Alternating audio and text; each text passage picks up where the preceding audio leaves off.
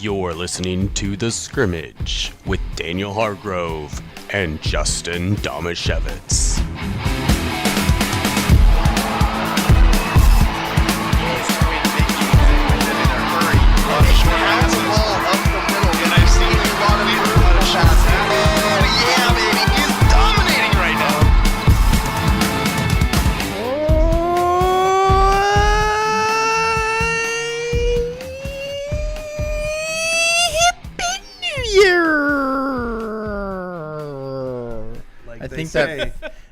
Hippin' New Year. Oh yeah, Happy New Year. I've heard that before. Yeah, that's a saying. You know, sure. It's a thing. Yeah, and I said it.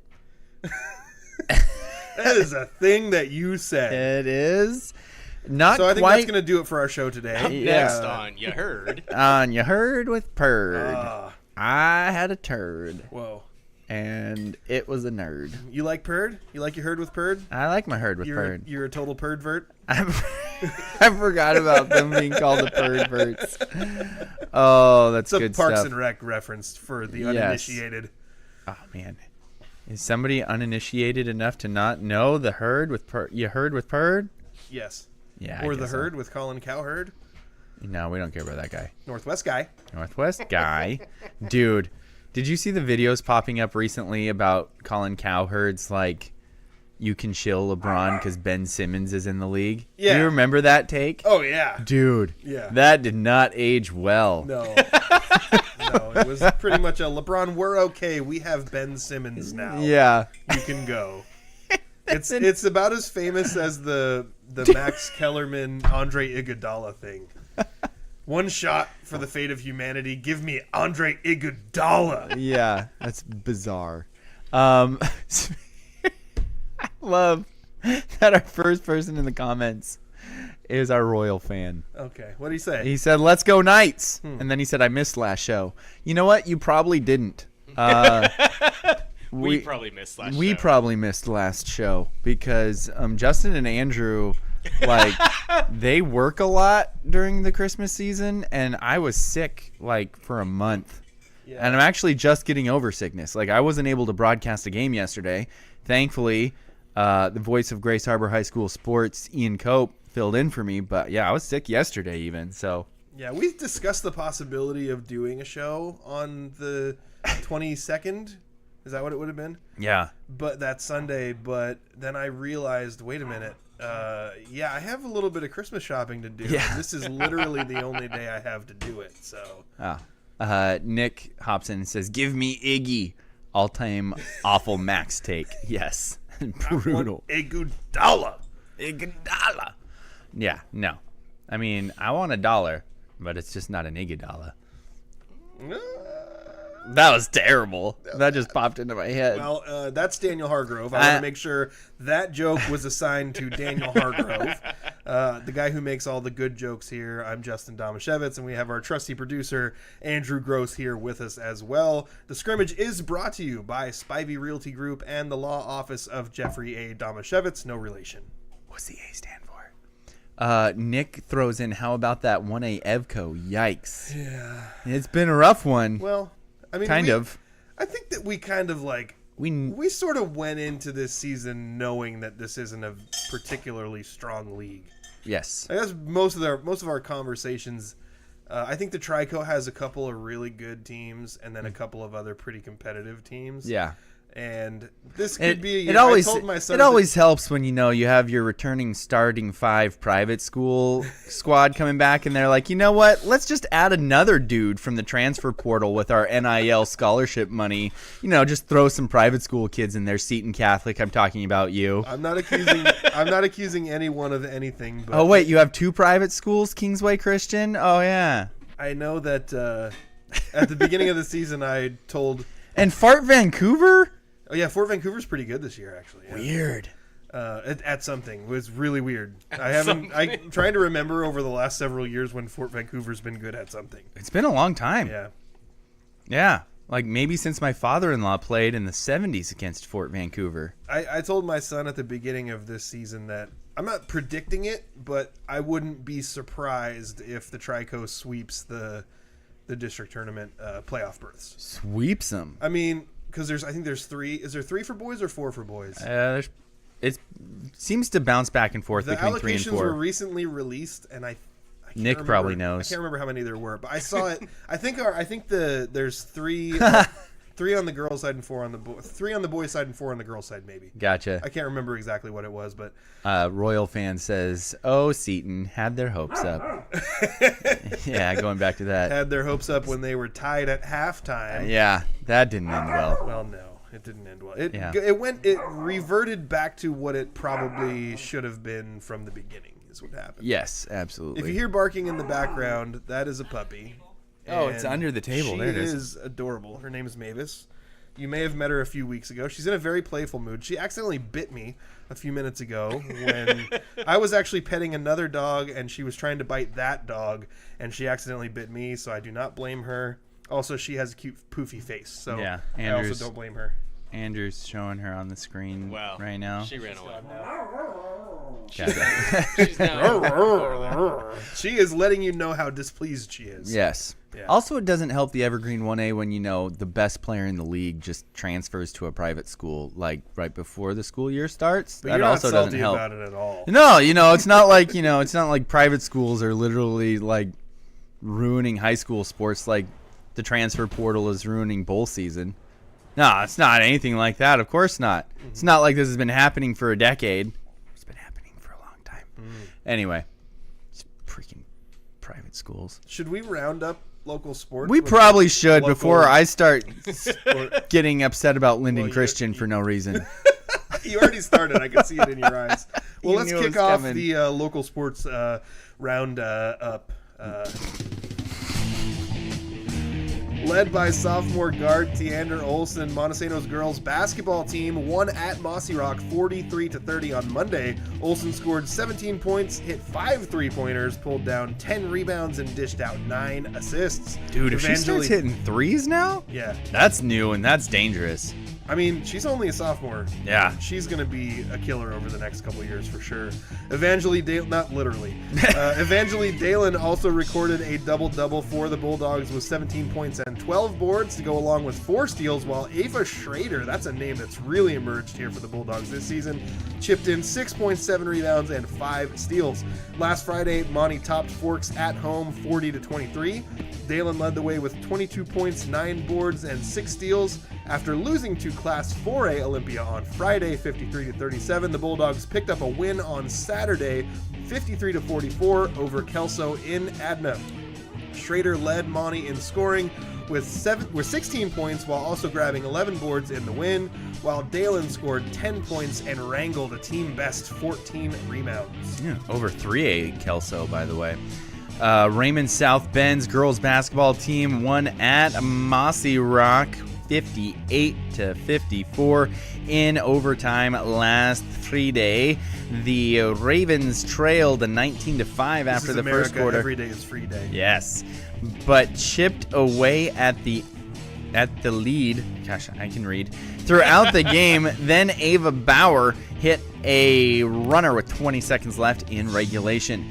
A 3-pointer by Evelyn Stegall with 35 seconds left in OT ended up being the game winner for RSB.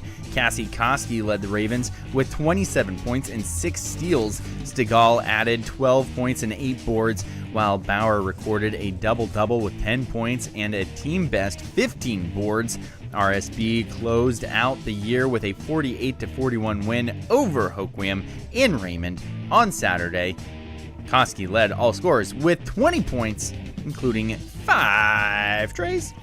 Hoquiam's girls basketball team won at Centralia 55-41 last Thursday. Renasia Burtonshaw led the Grizzlies with 17 points, including 4 3-pointers. You're seeing a lot of 3-pointers knocked down. Yeah. Aaliyah Kennedy racked up 11 points, 13 rebounds, 5 assists, and 5 steals. Hoquiam improved to 5-3 on the season with a 51-44 win over Mossy Rock during the Raymond Holiday Tournament on Friday.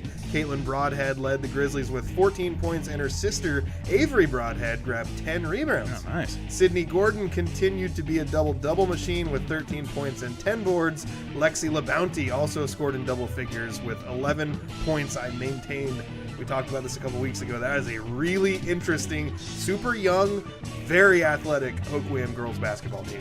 Absolutely. Montesano's boys basketball team earned its second win of the season, 45-36 at Cedar Park Christian on Monday. Sophomore post Caden No Grubs Allowed Grubb led the Bulldogs with 16 points and 17 rebounds.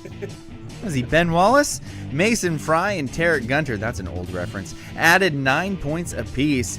Monty won again on Saturday, beating Wahkiakum 65-55. Gunter and Fry each scored 18 points, and Gunter locked down Wahkiakum's best scorer in the second half.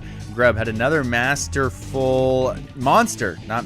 I got a text at that point. Monster double-double with 19 points and 15 boards. Caden Grubb, sophomore by the way. Board machine. He's about 6'3", can jump out of the gym. He is going to be a rebounding machine for the next 3 years for this Bulldog team.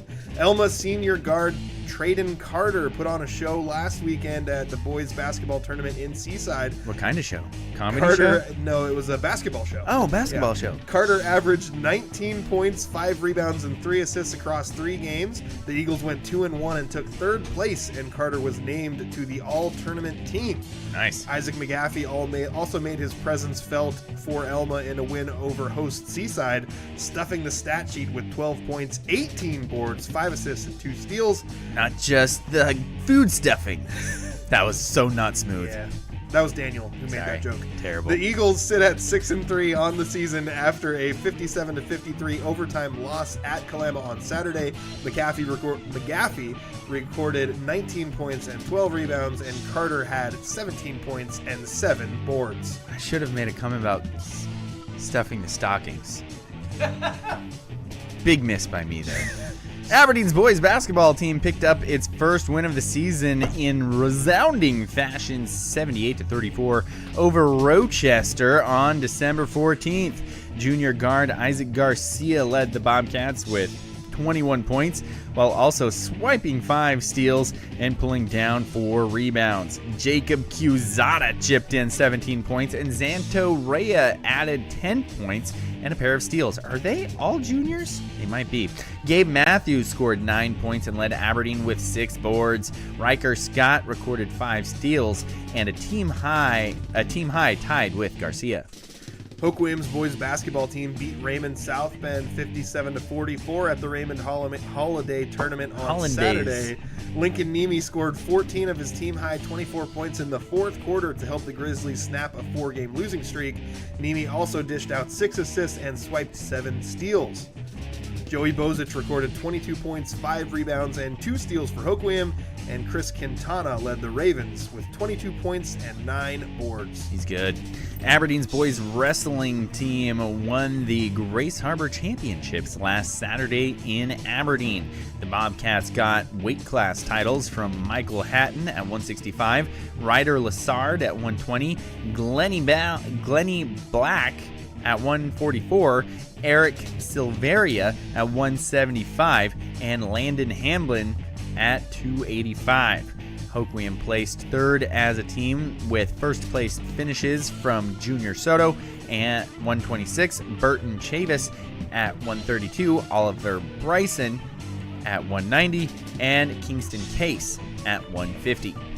On the girls' side at the Grace Harbor Championships, Aberdeen took the team title with 8 weight class winners. That's a lot. Felicia Bell needed just 17 seconds to defeat her title match opponent in the 130-pound class. The Bobcats also got wins from Alondra Santibonez at 100, Micah Turpin at 105, Daisy Vesey at 110, Ava Ben at 135, Cadence Broughton at 140. This is a lot of names. I was going to say, Micah Good at 170. These are names that are very familiar. Yeah, and Abigail Warmoth at 190. Montesano placed 3rd as a team led by Emma Peterson. That's another name I know. Her title at 155. Hoquiam placed 4th with titles from Maribel Mazariegos at 145 and Emily Broadhead at 120. So many names. North Beach senior Myra Strandberg also won an individual title in the 115-pound class. Montesano's wrestling team placed first of 15 at the Rock Tournament on Vashon Island on Saturday. Sorry, the Rock Tournament just made me want to go all WWE there. Okay. Elma finished 5th and Hoquiam 10th. Montesano got first place finishes from Finley Eckerson in the 106 weight class. Gage Stutzman at Defending 165. athlete of the week, Gage Stutzman. And Logan Roberts at 285. Other Bulldog placers were Gabe Pihala, know that name, 2nd at 175. Ben Howard, 2nd at 157. Cole Keysbew, is this the whole football team? 4th at 150. Adam Schmitz, 4th at 120. Hank Cleverly, 4th at 113. I can't be, is Hank Cleverly, like, of the Cleverlys we know? I don't know. Are we getting that old? I guess we are. That's crazy. Where am I? Hank Cleverly, 4th at 113. Felix Romero at 215. Kyle Caton, 6th at 190. For Elma, Aiden Johnson placed 2nd at 126. Luis Torres, 2nd at 120. Jordan Meadows, 2nd at 113. Troy Roop, 4th at 138. Bryson Crawford, 4th at 144. Rusty Johnson, 4th at 157. And Lucky Duvier, 6th at 165. Hoquiam had a couple of weight class title winners, with Oliver Bryson claiming first at 190 and Junior Soto at 126. Burton Chavin placed 6th for the Grizz. Whew. That's going to do it for the local sports roundup. Wrestling, man. It's a Yeah. lot of names and numbers. Wrestling. They just wrestle people. I will say, as far as wrestling goes, I really appreciated the fact that so many people sent us wrestling athlete of the week nominations last week, because when you see things, and I can, this is a big tournament. Yeah. The Rock one. The Rock. You got 15 teams from. No, you didn't say it right. The Rock. There you go. Yeah, across multiple classifications. I know this is a big one. Sometimes, since we're not in the wrestling community, like Right. we understand wrestling, we're not in the We're wrestling. like wrestling community adjacent. Yeah, so like it's sometimes hard to tell what's a thing that happened that's really impressive, especially when you have like you send a bunch of local kids to a huge tournament like this and like 10 of them win weight class titles. Yeah. Like, how do you decide which one of those guys should be athlete of the week? Yep. Which is part of the reason why last week, Gage Stutzman for Monty taking 3rd at the Hammerhead tournament, which is a massive one, and some of the guys that he wrestled against were like 3A, 4A wrestlers. Yeah. Being able to place 3rd there, being the first Montesano wrestler ever to do that. I'm glad that people can put those kind of things in context for us, because the newspaper is often very there's not a lot for Elma and Montesano wrestling in there. They've been covering Aberdeen wrestling pretty well, but there hasn't been much for Monty and Elma wrestling, and I just don't have the information. So this one, even I went into the trackwrestling.com website and tracked down these results myself, but I don't know how to differentiate like which one of these weight class winners is more impressive than the other. So exactly. If you are in the wrestling community and you want to throw out nominations for athlete of the week, we love that. We need your help in that respect. It's one of the few sports that I think we have a hard time kind of distinguishing what's more impressive than the others. So we kind of tend to default to basketball because it's what we know. Exactly. Yeah. We both started broadcasting together doing basketball. Yeah. So it's definitely where we're at. Many moons ago. Many moons. Wow. It's a lot of moons when I think about it. Like, how many moons back would you have to count to find the beginning of that? Well, how many moons are in a year? 12 moons? Roughly. Is it roughly 12 moons a year? So that would be like math. Magnets, you know? How do they work? How do they work? Royal Guy says, what did Lyndon Christian do to you guys? Dude, too many. Dude, it what goes didn't back, they do to us? Right? And it goes back too far. Too far. Daniel was just a wee incoming freshman when his first hatred of Lyndon Christian started. You just refer to yourself in the third person? Yeah, a little bit. Okay, yeah. That's cool. But previous Daniel. So it's we, Was it Daniel with the Dwight Schrute haircut? I did kind of have a Dwight Schrute haircut, didn't I? A little bit. Dang it. I didn't when I wasn't on a basketball court, but it was like the shaggy hair, and then when it got sweaty and I ran, it would kind of part itself in a tent and look a little Dwight Schrute-ish. Would it part itself in a tent, or was it you trying to get the hair out of your face? Yeah. Probably a little bit of both. Probably a little bit. Yeah, Column A, column column B. column B. Yeah. Yep. To quote the great Sterling Archer. Yes. So true. Oh man, that was a lot. Thanks for going through, and you got some like last week stuff and this week stuff in there. Yeah, that was a good roundup. There's I some appreciate odd that. gaps too, like that Aberdeen boys basketball game was last Saturday. Yeah. But they don't play again until like January 6th or something. Yeah. So they have a huge gap of no games. Yep. And also I felt bad because I didn't put them in that previous roundup because there wasn't very much information and they only had losses. And so, because they're 1-3, I think. Yeah. And but then, they've only played 4 games. Yeah, that Rochester game happened Saturday right before our last show. And I didn't have any information on it at the time that I put the roundup together. Yeah. So now I wanted to make sure we got that in there. And so Aberdeen doesn't think we're ignoring them. Exactly. They also had one of their games, 2 of their games canceled. That's why they have such little games. Well, the Monty game had to be rescheduled. The Monty game had to be rescheduled because they were still playing football. Yeah, and I knew you'd slide that in there. They weren't still playing football. They were not still playing football. They were recently done playing football. Yeah. Don't try and make it sound like they went farther than they did. But I made my douche face when I said yeah, that was great. And then just my normal face. Hoke Williams' entire coaching staff was sick the day of the boys Myrtle Street rivalry game, so they had to move that one back too. So Aberdeen just hasn't gotten to play much. I mean, what, can't coach sick? Or apparently not. Maybe you don't want to Jeff, I'm sorry. blow sick germs into your kids' faces in the huddle. Or you blow sick germs on your kids and have them blow those germs onto the other team, and then the other team will get sick and you'll win. I don't think it works that quickly. You transfer the germs from yourself to someone else. Yeah, but then you're still getting it yourself. No, you transfer it to them. You got to learn how to blow it right. Like the portal? Yeah, the portal. Okay, gotcha. So you're just transferring it like the portal. Put your germs in the transfer portal. Yes. And just send them along with Jake Dickert. Yeah. He can take all the germs himself. Yeah. Just Wake Forest. Sorry, we'll probably get more into that later. I'd love to.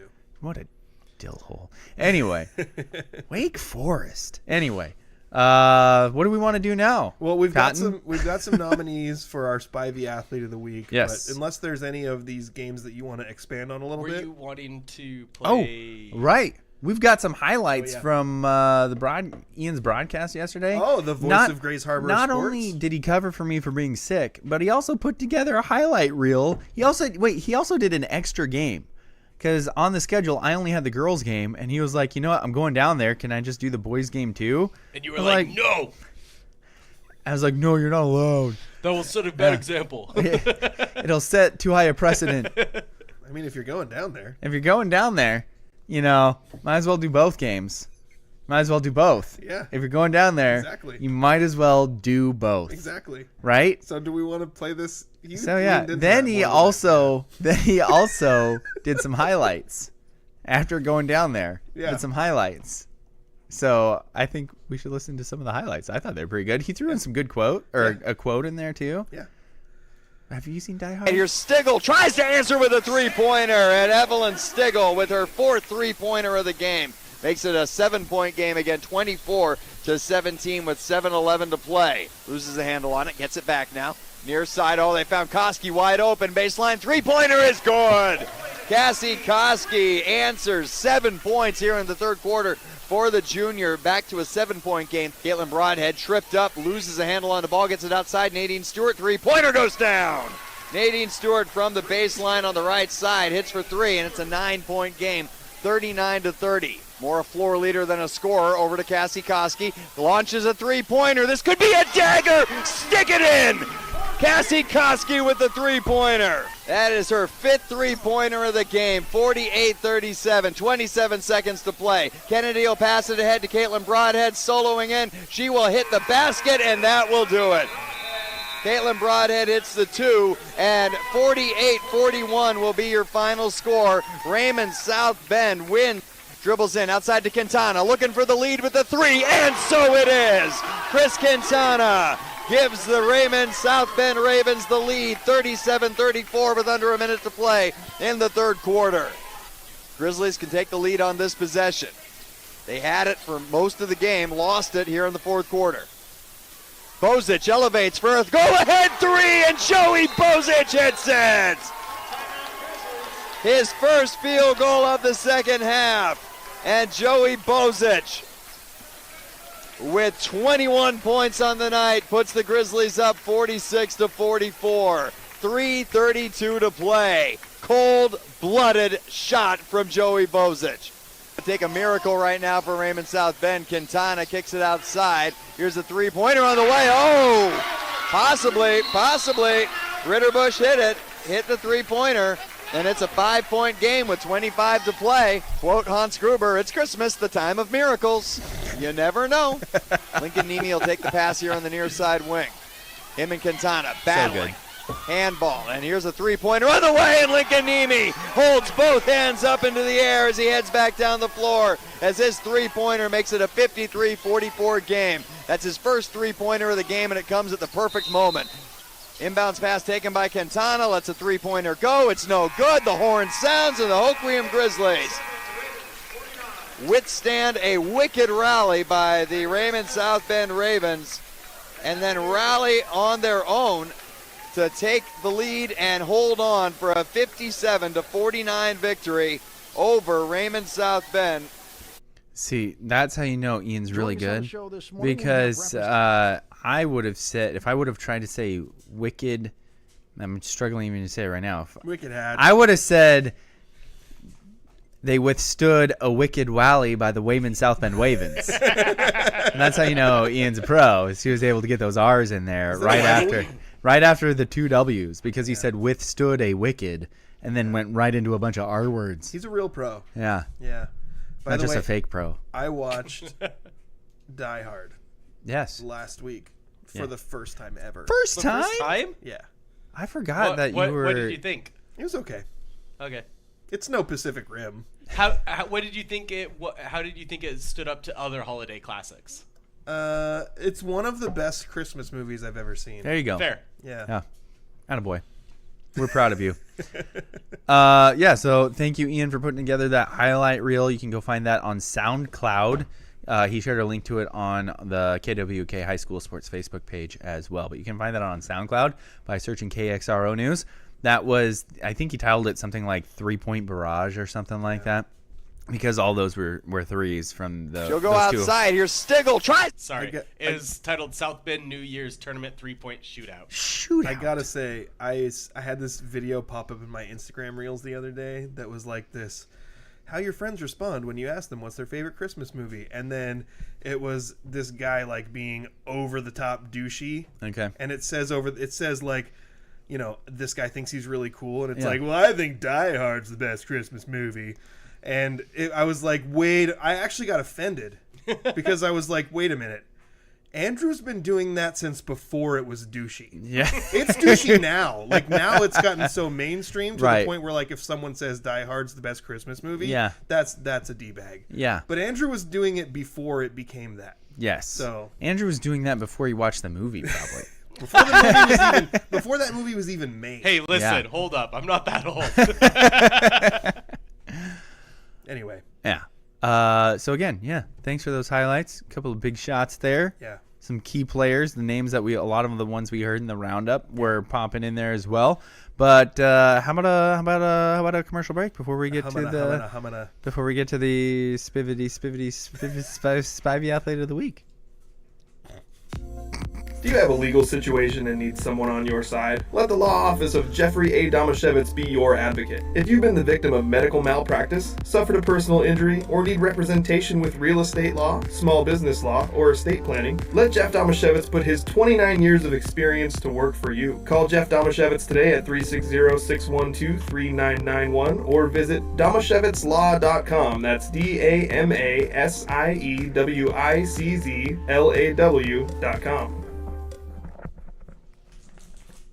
Thank you again to our sponsors, the Law Office of Jeffrey A. Domashevitz and Spivey Realty Group, the sponsor of our Spivey Athlete of the Week. And now, Justin, who are our nominees? And are all of these outside nominees? One of them is an inside nominee. All the rest Okay. came from the outside. So we actually had 3 from Montesano basketball. One of them's from me. The 2 outside nominees for Monty basketball are Tarek Gunter and Mason Fry. I don't think it was in the roundup, but Mason had like a 20-point game either last week or early this week in one of the losses. But both of them scored 18 points in their most recent win. And then Tarek Gunter. So I was told that Wakayakum's best scorer had 23 points in the first half against Monty. That's a lot. And then they put Tarek on him in the second half. He held him to 5. Nice. So it wasn't just scoring 18 points, but it was also the defensive effort for Tarek. Yeah. They got him his nomination.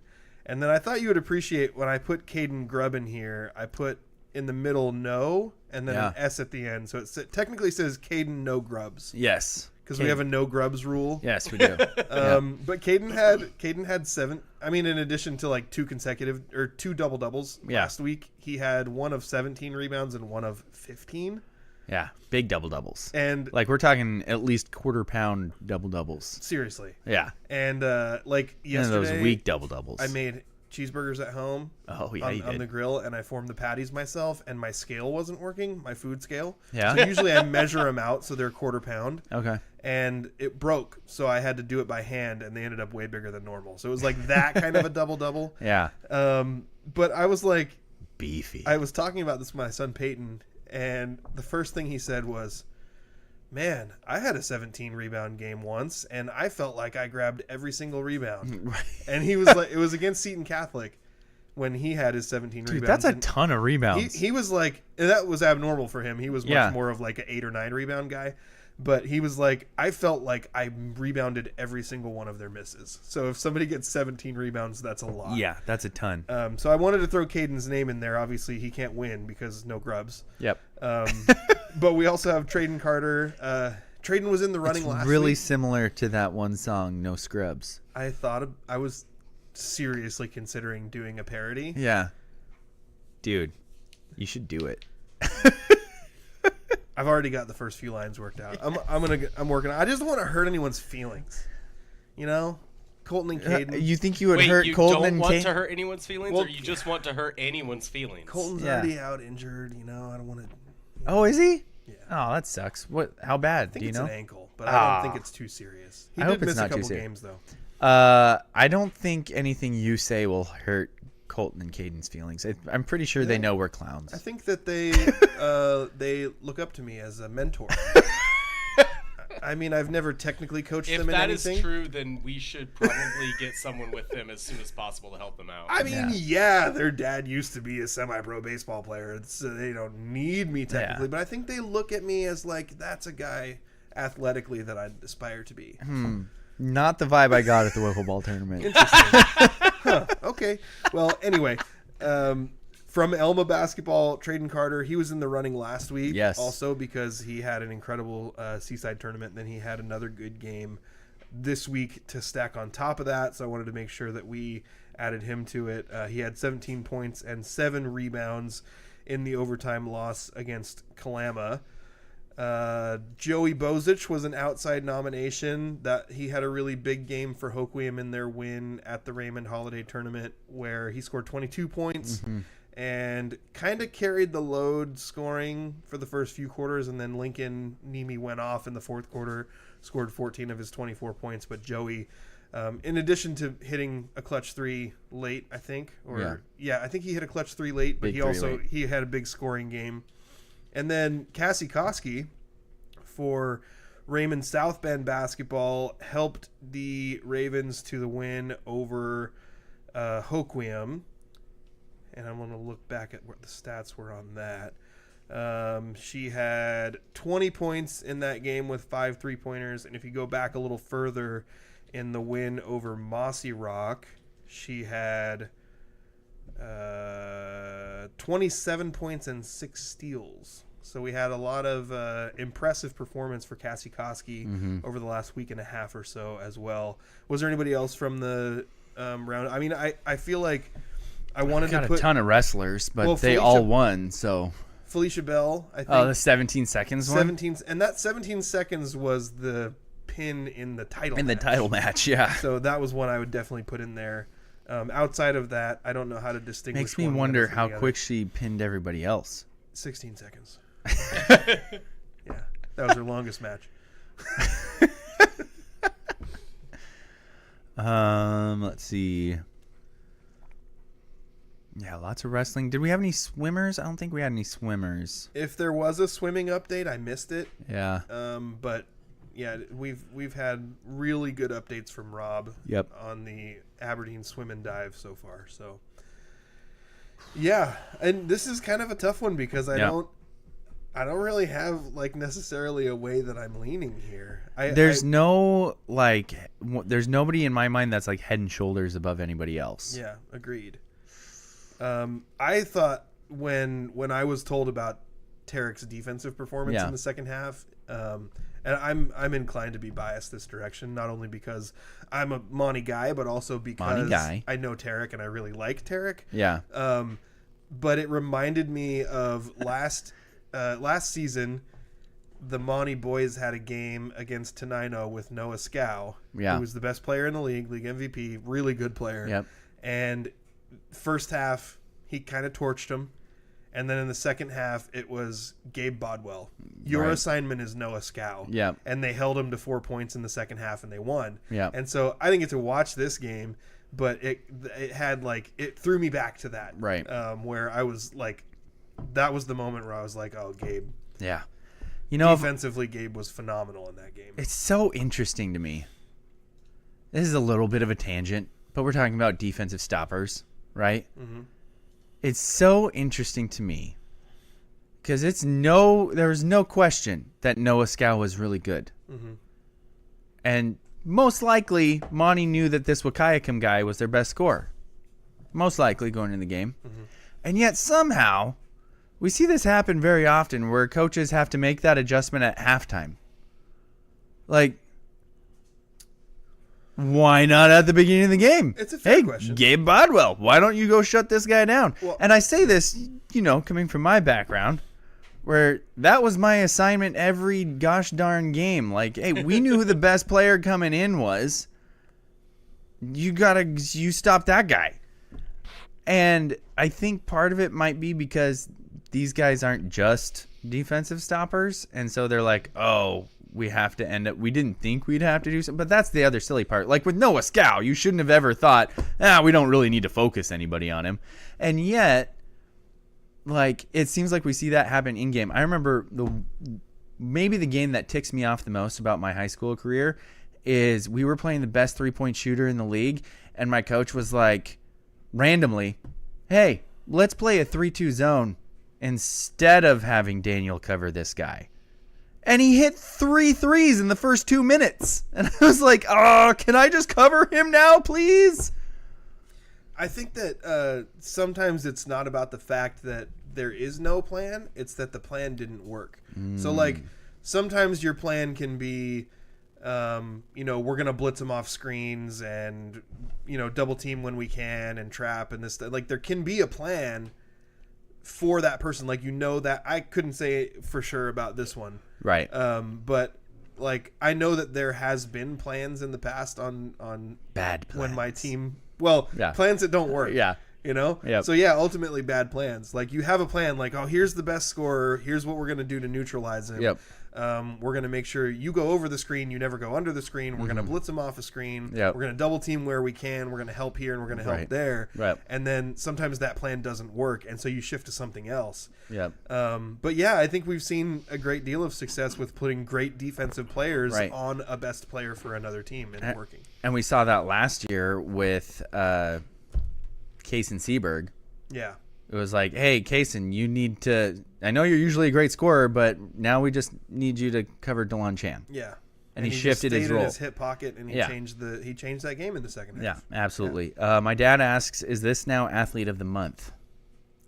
Because we've done so few shows. It's a fair question. And my retort to that is, should we do Athlete of the Year? Because it's the last show of the year. Ooh. But we tend to do our years after the school season. I humbly accept Athlete of the Year.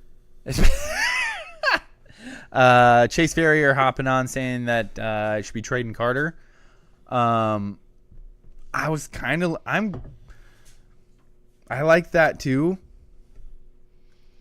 I'm also, you know what? I know we can't do it because it's Caden no grubs, but that's a ton of boards. That's going to be a regular thing, man. Yeah. Cassie Koski. Yeah. Another I think also, like, just giving we a got- shout-out to Chris Quintana. Oh, for his yeah. That kid's performance good. against Hoquiam in that game. Yeah. 22 points, I think 9 boards. Yeah. He's a really good player. Got a super smooth jumper. Yeah. He attacks the bucket, too. He's really good. Oh, man. I mean, the tournament in Seaside, that was last weekend, right? Yeah. So are we counting that for this week for I trading? think we could if we were trying to like use it as a booster, you know. Yeah. I think I felt like in a way I felt slightly. Oh, but they like, lost. They lost to Kalama. Yeah, they did. Lost in overtime to Kalama. They're having a good year. Yeah, they are. They went This 2 is and tough, 1. man. Those Seaside tournaments are hard. Like, there's good teams there. They went 2-1 and finished 3rd in their bracket, which is a good deal. And then being named to the all tournament team is a big one too. Obviously, we can't do Caden because no grubs. Yeah, no grubs. But like I said, you know, I think Tarek is a compelling one. I think what Joey did for Hoquiam, and you can't ignore what Lincoln did for Hoquiam too, Right. popping off for 14 points. Yeah, in in the the fourth fourth quarter quarter. to lead him to that win. Yeah. I think what Joey did is probably more important for that team's future this year. Like how he scored over the course of the 3 quarters to Yeah. lead up to that. Like, that's huge Yeah, for I that agree. team. They need a second and third option to be Yeah. able to take some of the weight off of Lincoln. Agreed. Weight and double and triple teams. I think also it's significant because that was with the weight of a 4-game losing streak. And I know that there also was some illness in there. Like Lincoln missed a game. At least one. At least one Yeah. due to illness. And I understand they weren't at full strength during that time. But when what you know for 4 games is losing, and then you're in a tightly, a tight contest with somebody, like your inclination sometimes is to feel like, well, this one isn't going to turn out the way we want it to. Yeah. So being able to come out with the win there, I think, was a big deal. Is Raymond South Bend's girls, are they 1A or 2B? They're 2B. Okay. Yeah. That's another little escalator too. They beat a bigger school and she put up 27 points. This is tough. I think I might go with my bias on this one though. Which is? Tarek locked down the best scorer for 4 points in the second half. Yeah. That's kind of where I'm leaning. Okay. I think if last week wasn't just like a booster for Traden, full disclosure, Traden almost won Athlete of the Week last week. Like, that was very close. Had it not been for the avalanche of outside nominations That's we true. got for Gage, We got a we ended up ton. with like 7 Yeah. people nominating Gage Stutzman. Yeah. And, for once, Justin decided to not just do something the opposite because he didn't like other people. He was close to, though. Yeah, I tried. So you got to be careful with pushing nominations at Justin. The more you get, there's like a tipping point. Like, the more you get, it makes more and more of an impact, and then you hit a certain point, and he starts to get more and more inclined to be like, no, I'm not going to do what everybody wants me to do. See, this is why I share the amount of nominations with you guys, Yeah. so that we can make that decision together. Right. Because I don't like to be told what to do. I don't want to be anyone's puppet. Chase says the Madras team, Elma lost to by a few points, is undefeated. And also Madras is kind of a big area. I want to say, In they're Oregon? 4A Oregon, but 4A Oregon like is the same as 2A here because Oregon, was like, why would we have B? Why don't we Yeah. just do 1, 2, 3, 4, 5, 6? But also that Madras, the Madras team not only was undefeated, but I think they're like 6th ranked in the state in Oregon dang. in their classification. Dang, So, well, that bodes well for Elma. and that was a competitive game. Yeah. They didn't just get totally Toasted. clobbered by 'em. Yeah. Yeah. Andrew, do you have thoughts? I like Nope. he doesn't Okay. like basketball. So. Yep. Other than you guys were talking briefly about swimming, I think the only meet that has happened since we last talked about it was the alumni meet. Oh, okay. That was going to happen on the 21st. Gotcha. Did you swim in it? No, I did not. Oh, that would have been I actually dope. didn't. Could you see make that it- had- I Could don't you think make I it down could. and back in the pool? Oh yeah. Think you Andrew? could still do that? Absolutely. Andrew, is there an alumni meet every year? Yes. Dude, get ready. Yeah, you're Next doing the year- next one. Sorry, you don't have a choice. Next year, we're going to get Andrew in a Speedo. Yes. And Oh, that's not the hard part. Andrew loves getting into a Speedo. does he? He used to. Oh. How about now? I don't know. It's been a while. We might have to get like a shoehorn contraption. We might have That to sounded get like you a yes. Speedo. It did. It did sound It like a did. yes. How did Rob not try and pester him into it this year? Rob doesn't like us. Gosh dang it, Rob. I like the defensive element It is of rough trying to get a Saturday in December, though. That's true. Like, But we're going to schedule it like now so we can make sure it happens. So let's see. Tarek went. we scored 18 points in that win. Right. I think there was another game. It might have been late last week where he scored high up in that range of like 20 points also. I don't have it in the roundup, but he's had a couple of big point performances lately. Yep. The Monty boys in the first game of that, because they're playing in like a weekend thing, the same the girls did in Adna. Mm-hmm. And the first game they played against Tumwater, they just got totally crushed. Yeah. So I didn't put Wait, that one in there. The boys played Tumwater? Yeah. Dude. Tumwater's like usually really good. Yeah, it was like 63 to 29 or something. Yeah. So I didn't put that one in there, but Tarek had another game recently where he had a bunch of points, and then in this one he had some good points, but also like having the additional context of being the defensive stopper in the second half in a game they won. I think is a booster. Yep. So I like that element. I'm good with it. Okay. Merry Christmas, Tarek. I don't know why I said it like that. So angry. You got a real Hans Gruber. Daniel's vibe right mad now. because his bias led him towards a Montesano player. That's what's happening. That's a good here. point. Oh, I didn't even realize that was happening. He's Oh my like, gosh, I'm going to that's go with my crazy. bias, and it's going to be towards a Montesano I player. really thought you were going to say Yeah. Joey Bozich when you said that. I figured you would. No, I went. Even apparently, defensive stopper. defensive stopper runs thicker than alumni. Apparently, it seems weird. Yeah. Now I feel dirty. All right. You want to list off his accomplishments? Yeah, Tarek, in addition to scoring 18 points, you were the defensive stopper in the second half, holding your opponent's best player to 5 points after the break and helping your team to a 65-55 win. Also, just, Tarek's kind of generally cool. Like, you watch him out there and he's like, that's a cool guy. That's a cool guy. That's a cool guy. Yeah, we give Athlete of the Week awards to cool guys. So, Tarek Gunter of Montesano Basketball, you are cool, and you are our Spivey Athlete of the Week. I think if a 39-year-old dude tells you you're cool, That's not great. it's actually bad. Yeah. So I take it back, Tarek. You are not cool. You are the least cool. But yeah, so the But Tarek's our- even though you're not cool, congratulations. yeah, congratulations, because you're not cool, but you're the Spivey Athlete of the Week, which is pretty cool, but it's not cool. Now I'm confused. Chase says if Elma played Kalama during school, I think they win. Energy was low. I assume because Christmas break, not an excuse, just what he thought. I think that's totally valid in a yeah, way. yeah. I've seen teams We've be seen super how- lethargic after or around a holiday. Yeah. I also think, like, I'm wondering. That this applies is- to both teams, though. agreed. Yeah. Yeah. But I think It depends on how much your team depends on energy. it's an interesting conversation. Like style-wise, And maybe? maybe also about how, Sorry, how Justin. good No, your you're good. coaching staff is at. I interrupt you so much. No, it's totally fine. I was thinking, like, schedule-wise. Aberdeen has that huge break. So from, weird. Like the 14th all the way till, like, I want to say January 6th. Somewhere in there. And some of these teams, like Monty, played during that time frame. They had the boys team had 2 weeks where they had 3 games in 4 days.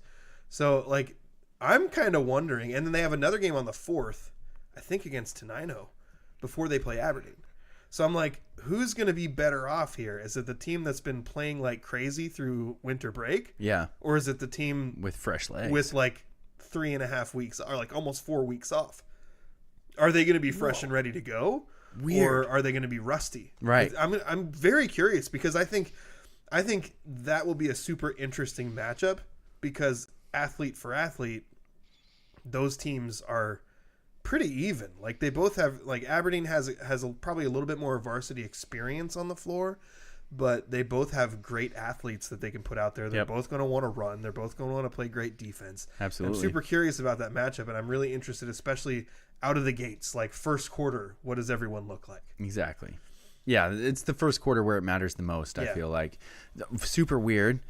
Speaking of defensive stoppers from the past, I haven't seen this guy pop up on my Facebook feed in forever. Just pulled up Facebook to get to our broadcast schedule because I have a game on the 4th. Austin Flock at the top of it. There was a defensive stopper for you. He was bleeding or not. He was so good. Yeah, bleeding from a forearm shiver to the head, and the officials don't call it or stop the game for like 5 possessions. Yeah. But yeah, that dude. What's your game on the 4th? That dude was an absolute beast defensively. He was the one guy who I was like, you know what? I think he's better than me at this, and it was really frustrating. Well, he was more compact than you, I think. Like maybe like kind of capable of doing like slightly quicker things. Yeah, he was so good too though at shutting somebody down and not fouling. Yeah, like I would get my healthy 4 fouls a game. Like I was usually pushing the level. I fouled out of my fair share of games. But he rarely had any fouls. It was ridiculous. I have never fouled out of a varsity high school basketball game. You know what? You had them and you didn't use them. I should have used them. Yeah. I have. Oh, this is the one I think you're going to do with me on January 4th. Oh. Montesano at Aberdeen girls. Oh, I think that you're busy. You're Monty be washing boys your are. hands? I think Monty boys are playing Tenino that day. Gotcha. So you're going to go to that one. Yeah. Well, my son plays JV for Monty, so. So lame. Gonna go to your son's game.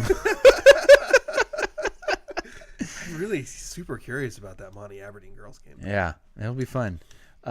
Chase says also we went down to South Bend last night. Nice. He said RSB had that game. Their shot selection was just bad once they took the lead. Yeah, they did make a huge comeback and then lost it after that. And like contrast on that one, the RSB Hoquiam girls game, Raymond South Bend jumped out to a massive lead, and Hoquiam was chipping away at it the whole time and just couldn't quite come all the way back to get there. I gotta watch that. That Hoquiam girls team is intriguing. I want to watch them. Of like almost all the teams that we cover that I haven't seen yet, that's a team I want to see. Yeah, because they're super young, but they're ultra athletic, and then you have Sydney Gordon in there too to provide like a lot of strength. She's a great rebounder, obviously. There's so many teams I'm interested in seeing. But that I think is the one where I'm like, at some point this season I got to see them in person. Absolutely, I would recommend it. It is such an interesting squad. I think that's going to do it for the first 2 periods of our obviously a hockey show. So we're going to take a break and come back and do 2-minute drill. Also, I threw a topic in there because I saw Andrew scrolling through Twitter and I noticed something that just made me angry again. So we're going to get to that after we take a break. Spivey Realty Group's goal is to make buying, selling, investing, and renting real estate in Grace Harbor simple. They believe in 100% transparency and unparalleled communication with local expertise, tech-enhanced, and top-notch service for their friends, neighbors, and community. Their goal is simple: get a group of strong-willed, hard-working people together who want to make a difference in Grace Harbor and to use real estate as the means of achieving that. Voted Grace Harbor's best real estate company. Find them on Facebook or visit graceharborrealestate.com. Spivey Realty Group, elevating small town real estate. Thank you again to our sponsors, Spivey Athlete of the Week, the sponsor of our Spivey Realty Group. There we go. The sponsor of our Spivey Athlete of the Week, and the law office of Jeffrey Damashevitz. What'd you call it? Was it the Spivalty? What did you say earlier? Oh, you said Spivity. Spivity. The Spivity Realty Group. Spivity. Thank you again to our sponsors. We hope we please don't cancel sponsorships. we hope we still have your support after this and the new year. Happy New Year, by the way. Happy New Year. Thank you for listening for a whole year, even though we have not been here for a month. No, we did a show this month, didn't we? We did a show. Yeah. We did one. Yeah. We've taken 2 weeks off so far in December. Yeah, that's not bad. I mean, with what you guys do for your real job, I feel like that makes sense. Because you guys work like more this time. Most people are like me and like taking time off, and you guys are like the opposite of that. True. Freaking Amazon, man. Just ruining everybody's lives. I know I bought a lot of gifts on Amazon this year. You're part of the problem. Part of the problem. All right, let's get this third period going with the 2-minute drill. Blue line. What? Let's go. Huddle up. Gotta hurry. Hey, 2-minute situation. 44 seconds. Hand the ball to the ref. Gonna do it right. 3 jet Buckeye on 1 3. The 2-minute drill starts now. Throwing in hockey terms, Andrew. That's icing. Icing. Daniel. On the cake. Offside. He's in the crease. 5 minutes for fighting. That's a 5-minute major. Wait. Is a major something in hockey? Yeah, there's major and minor penalties. I think they're 2 minutes and 5 minutes. Oh. I could be wrong. Seems like a long time to be in the penalty Daniel! box. Yes. Your Washington State Cougars football team Go Cougs. lost to Syracuse 52-35 in the Holiday Bowl on Friday. Does this mean anything at all? No, it doesn't, because half of the Washington State Cougars football team was in that game. They had 32 players in the portal, and while I think a couple of them decided to still play, that was definitely the rare occasion. This whole coaching staff was pretty much gone as well. Dickert is an absolute buffoon and another lying liar pants. Like, just so frustrating, that whole situation. But it just drives me nuts, because if I was broadcasting that game, I couldn't go 2 seconds without mentioning the fact that the Cougars were playing with half their team. And yet, the part of the game that I listened to, all it was, oh, Syracuse is so good. Oh my gosh. And I'm like, dude, Wazoo's playing tight ends on the defensive line. You're not going to mention that? No? Okay. College football playoff quarterfinal games will be played this week on New Year's Eve and New Year's Day. Penn State will be playing Boise State. 11.5 point overdog, by the way. Wait, Penn State is? Penn State is 11.5 point favorite. Ooh, Texas plays Arizona State. Ohio State plays Oregon. Bunch of gross teams in here besides Boise State. And Notre Dame faces Georgia. Justin, which of the 4 matchups is the most interesting to you?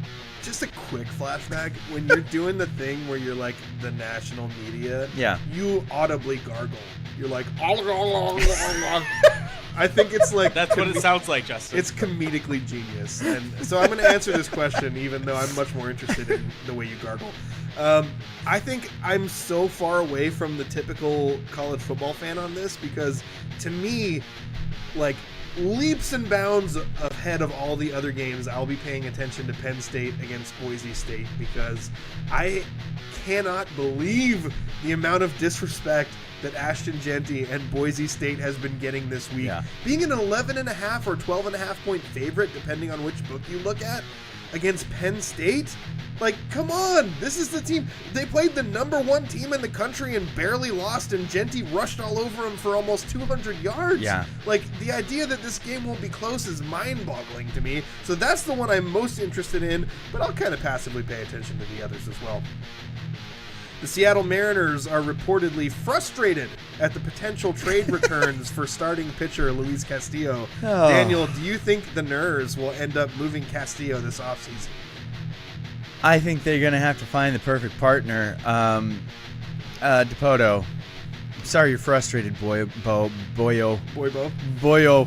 But you've done this to yourself. Sorry, you Boyo. Backed yourself into this corner. Backed yourself and into a corner. It is a dark, dark hole. You going to translate that one It's a too? dark hole, Boyo. The University of Miami quarterback, former Washington State Cougar Cam Ward, set the NCAA record. Sorry, Careful. The NCAA record.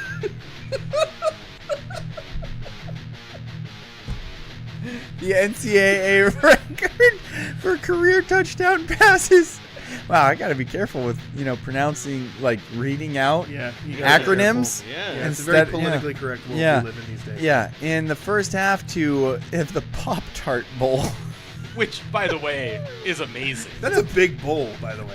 Pop-Tart The Bowl. Pop-Tart Bowl needs to be made the national championship. Then, wait, he opted out of the second half?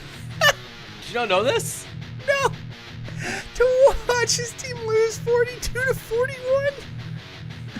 Justin, was this move better or not than opting out before the game? Wait, did he make the decision at halftime? Yes, Daniel. Well- he opted out. Or did at his coach? halftime. Yeah, but did his coaches know that he was going to do that? I think this is an interesting conversation. Oh Let's my finish it gosh. after the 2-minute drill.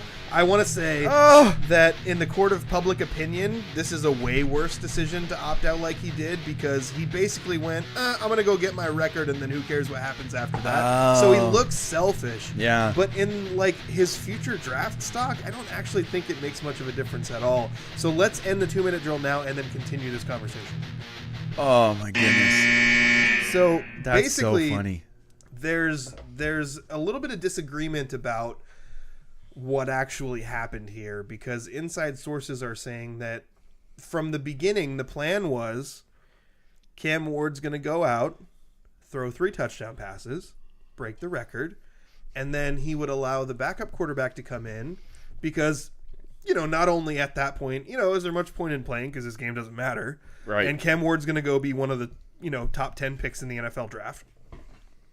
But also, it gives your next quarterback a chance to play a little bit. Yeah. So he just threw 3 touchdowns too fast. Yes. So he ended up not Yes. playing the whole second half. And then not only was it that, but they were leading at halftime, and then they ended up losing. Yeah. So, it was a perfect storm of things that make it look bad. That's what the apologists will say. The apologists will brand it that way, which is a Yes. great way to brand it. Yeah. Oh, look at good guy Cam It Ward. was planned beforehand. It was planned from the beginning. He was Yeah. going to throw 3 touchdown passes. He wanted and his then- buddy back up to get Yeah, some time. Exactly. But the other hand says, I got mine and I'm out. Exactly. That's honestly what it looks like to me, is like you just look selfish. Yeah. You look like you said, I'm gonna go achieve my individual goal. And yeah, you guys paid me what, I don't know, $2 to $4 million to be here this year in NIL. But in the bowl game, which, by the way, the Pop-Tart Bowl, it's funny. It's a punchline. So funny, man. This is a major bowl game. Yeah. This is like the top team from the ACC, which didn't make the playoff, playing against the top team from the Big Ten, which didn't make a playoff. Right. So these are 2 really good teams that are playing against each other. So this isn't one of the throwaway bowl. This up, isn't Andrew. the North Carolina versus UConn playing in the Cheez-It Bowl or whatever it was, the Duke's Mayo Bowl. This isn't one of those. It's a major bowl game. Right. Disregard the fact that the trophy for winning this game was a functional toaster. No, don't disregard that. Disregard the fact This is that the greatest bowl game. disregard the fact that people dressed up as Pop-Tarts were stripping silver wrappers off of themselves and dancing. And competing to see who would be sacrificed at the end of the game. Exactly. Which cinnamon roll? I'd never heard of that flavor Yeah, before. I don't know anything Like about cinnamon brown Pop-Tarts. sugar. Neither do like- I. Don't know my Pop-Tarts. Except for strawberry. Well, I'm old Strawberry school. came back from the dead, Daniel. What?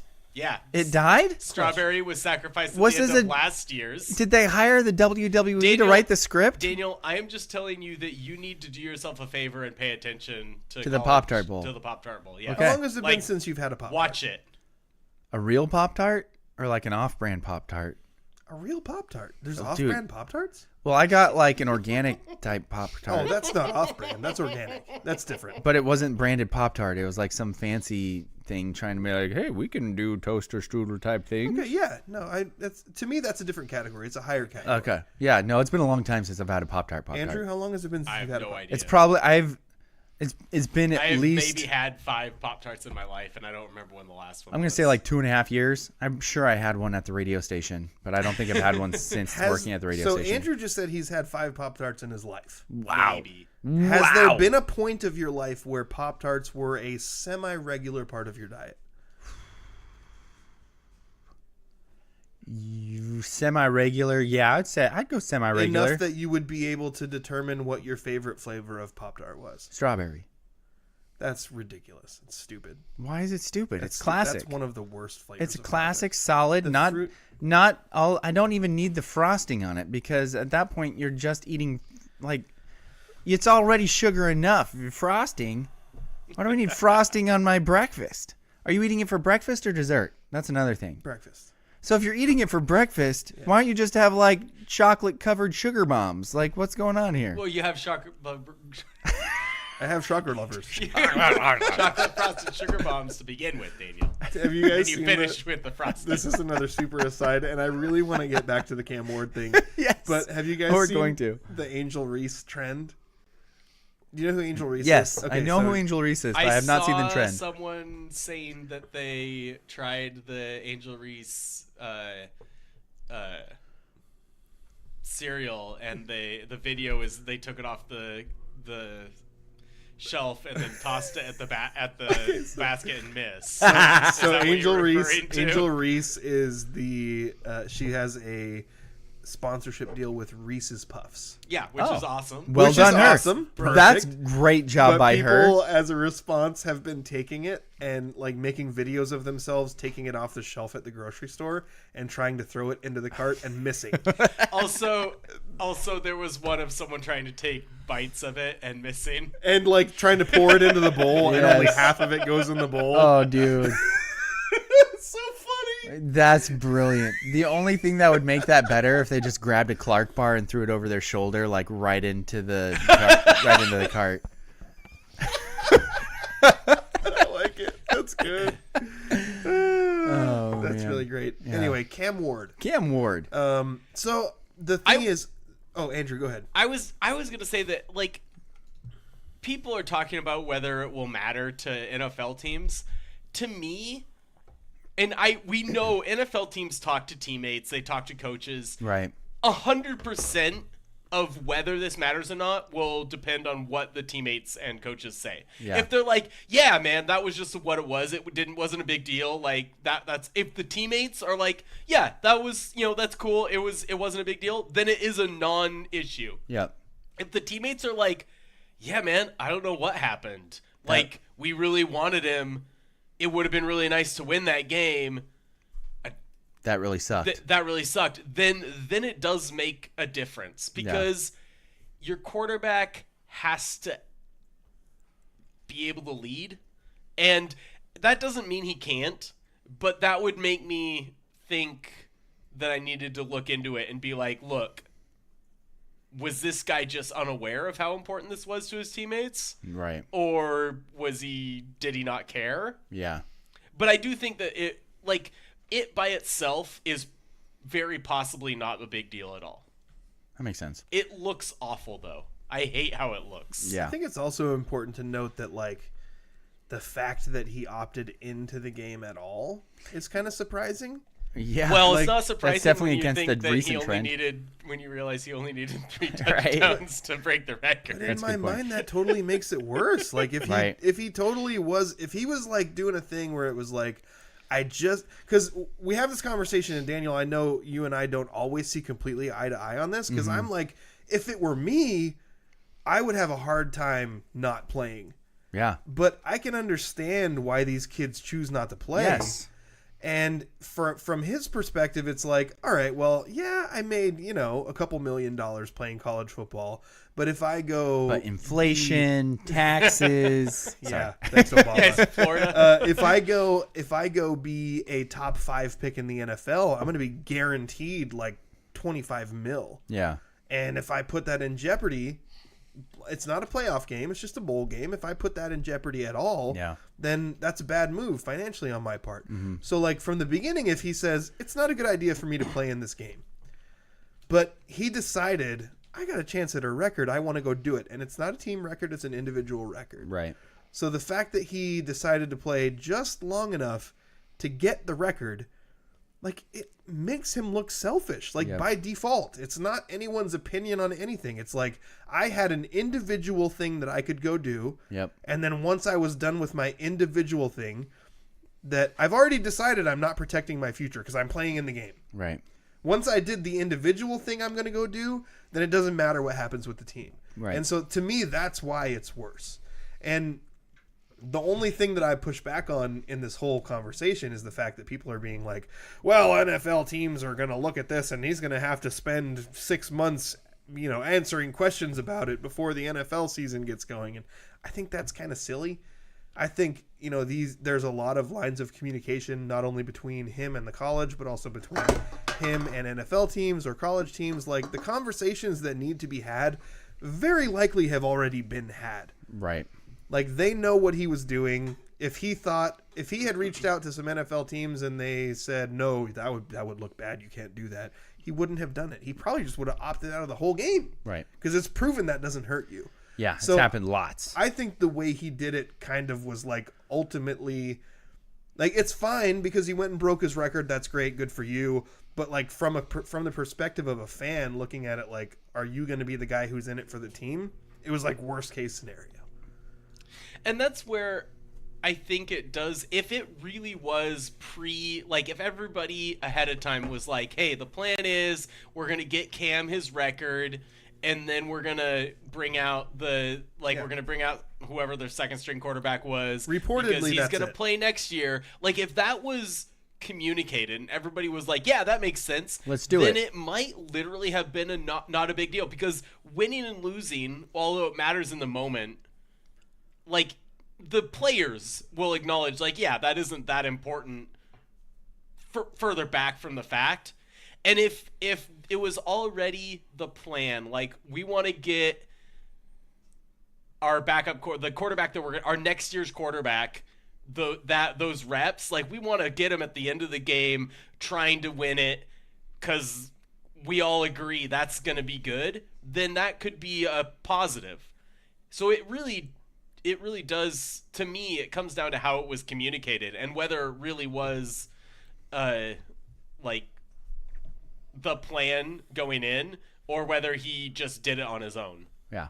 Yeah. Because if that was the plan going in and it was communicated, then there wouldn't be that feeling at the end of the game of like, why isn't Cam in, man? Yeah. Because sure. you'd be like, nah, this is what the plan was. we like, knew it was this is gonna our happen. quarterback now. You're saying and about it's- inside the team, right? yes, I'm So, talking like, about internal to the team. But it's very possible that did happen, right? Yeah.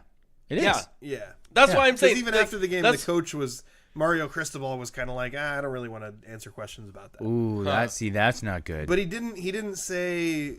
Well, Mario Cristobal's kind of a doofus. That's true. But he should. I Yeah, just- that I'm does just not saying, look like, good. if I were trying to evaluate him for an NFL team, that's what I would care about. I agree Yes. with that. My dad wants to know: would you want Cam Ward to be drafted by the Seahawks? And you guys should all know my opinion on this. Yes, of course, absolutely. They already have Sam Howell. What do they need him for? Competition for Sam Howell. I don't think what we saw in that one game is a good representation of Sam Howell, Or- a game that was already an absolute dumpster fire. Isn't And it you're crazy, like, though, how hey, much people Sam- jumped all over that? Oh my gosh. The amount of overreaction about that game was bonkers. I was kind of upset we didn't have a show. Yeah. That was insane, the amount of conclusions that everybody jumped to. Some people were like, man, Geno Smith just made him a lot of money. And it's like, you're insane. You don't think that makes sense though? No.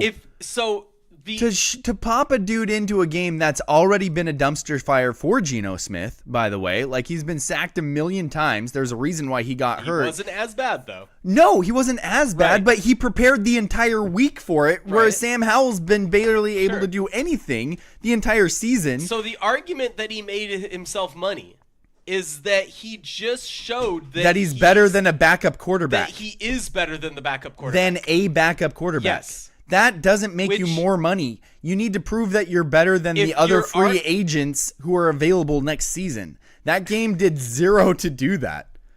Like, really, that's not what you're comparing yourself to make money. I'm rarely on the side of Mike Salk, but he's absolutely right on The difference this. there is that The only thing that could have happened would if have been people negative. are not, so it wasn't negative. There was You're no. saying that It was was not negative. It was not negative. It could have been what happened, or it could have been worse for Geno. There was no positive outcome for this.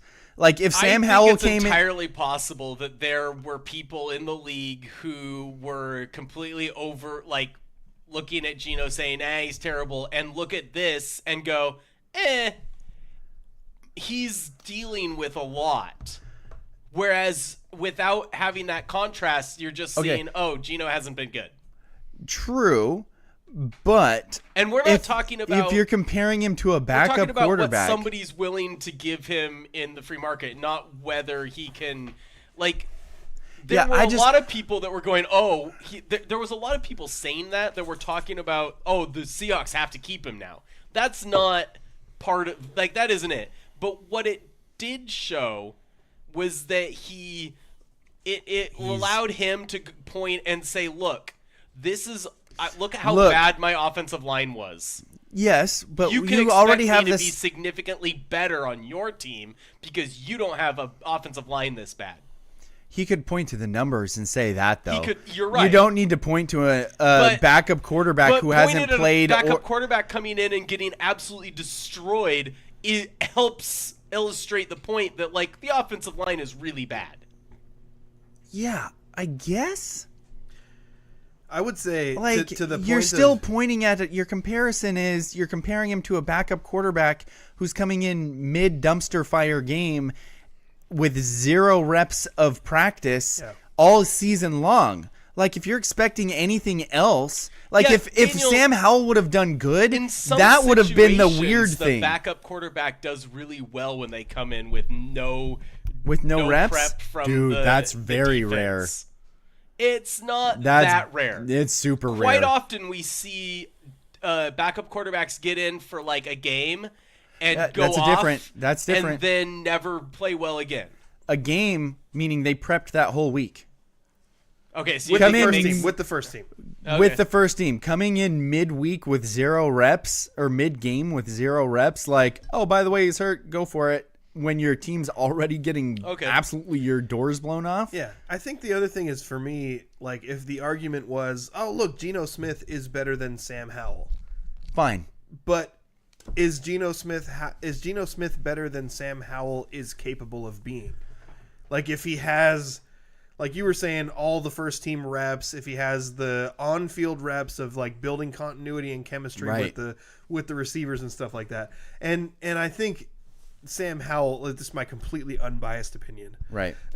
Sam Howell got kind of a bad deal in a way he got a good deal in Washington because he got a chance to play. In a way he got a bad deal in Washington because he got scapegoated for the team's failures, even though he was actually doing pretty well. Even though his offensive line was much like this year's Seahawks offensive line. Right. So like everybody talked about the Reds or the Commanders offensive line last year like it was this year's Seahawks offensive line. Like, if you had gone into this season with, let's say you had from the beginning preseason Sam Howell starting quarterback, I don't know that there's a huge difference in what happened this year between him and with Geno Smith.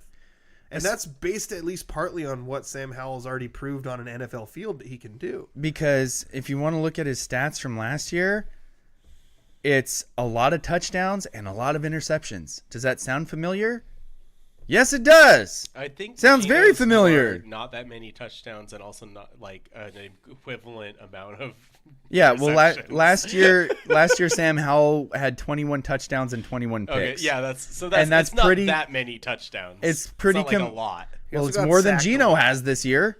Is Geno at 17? I think he's at 17 and 15 or 17 and 16, something like that. Also not a lot. A lot, but is less.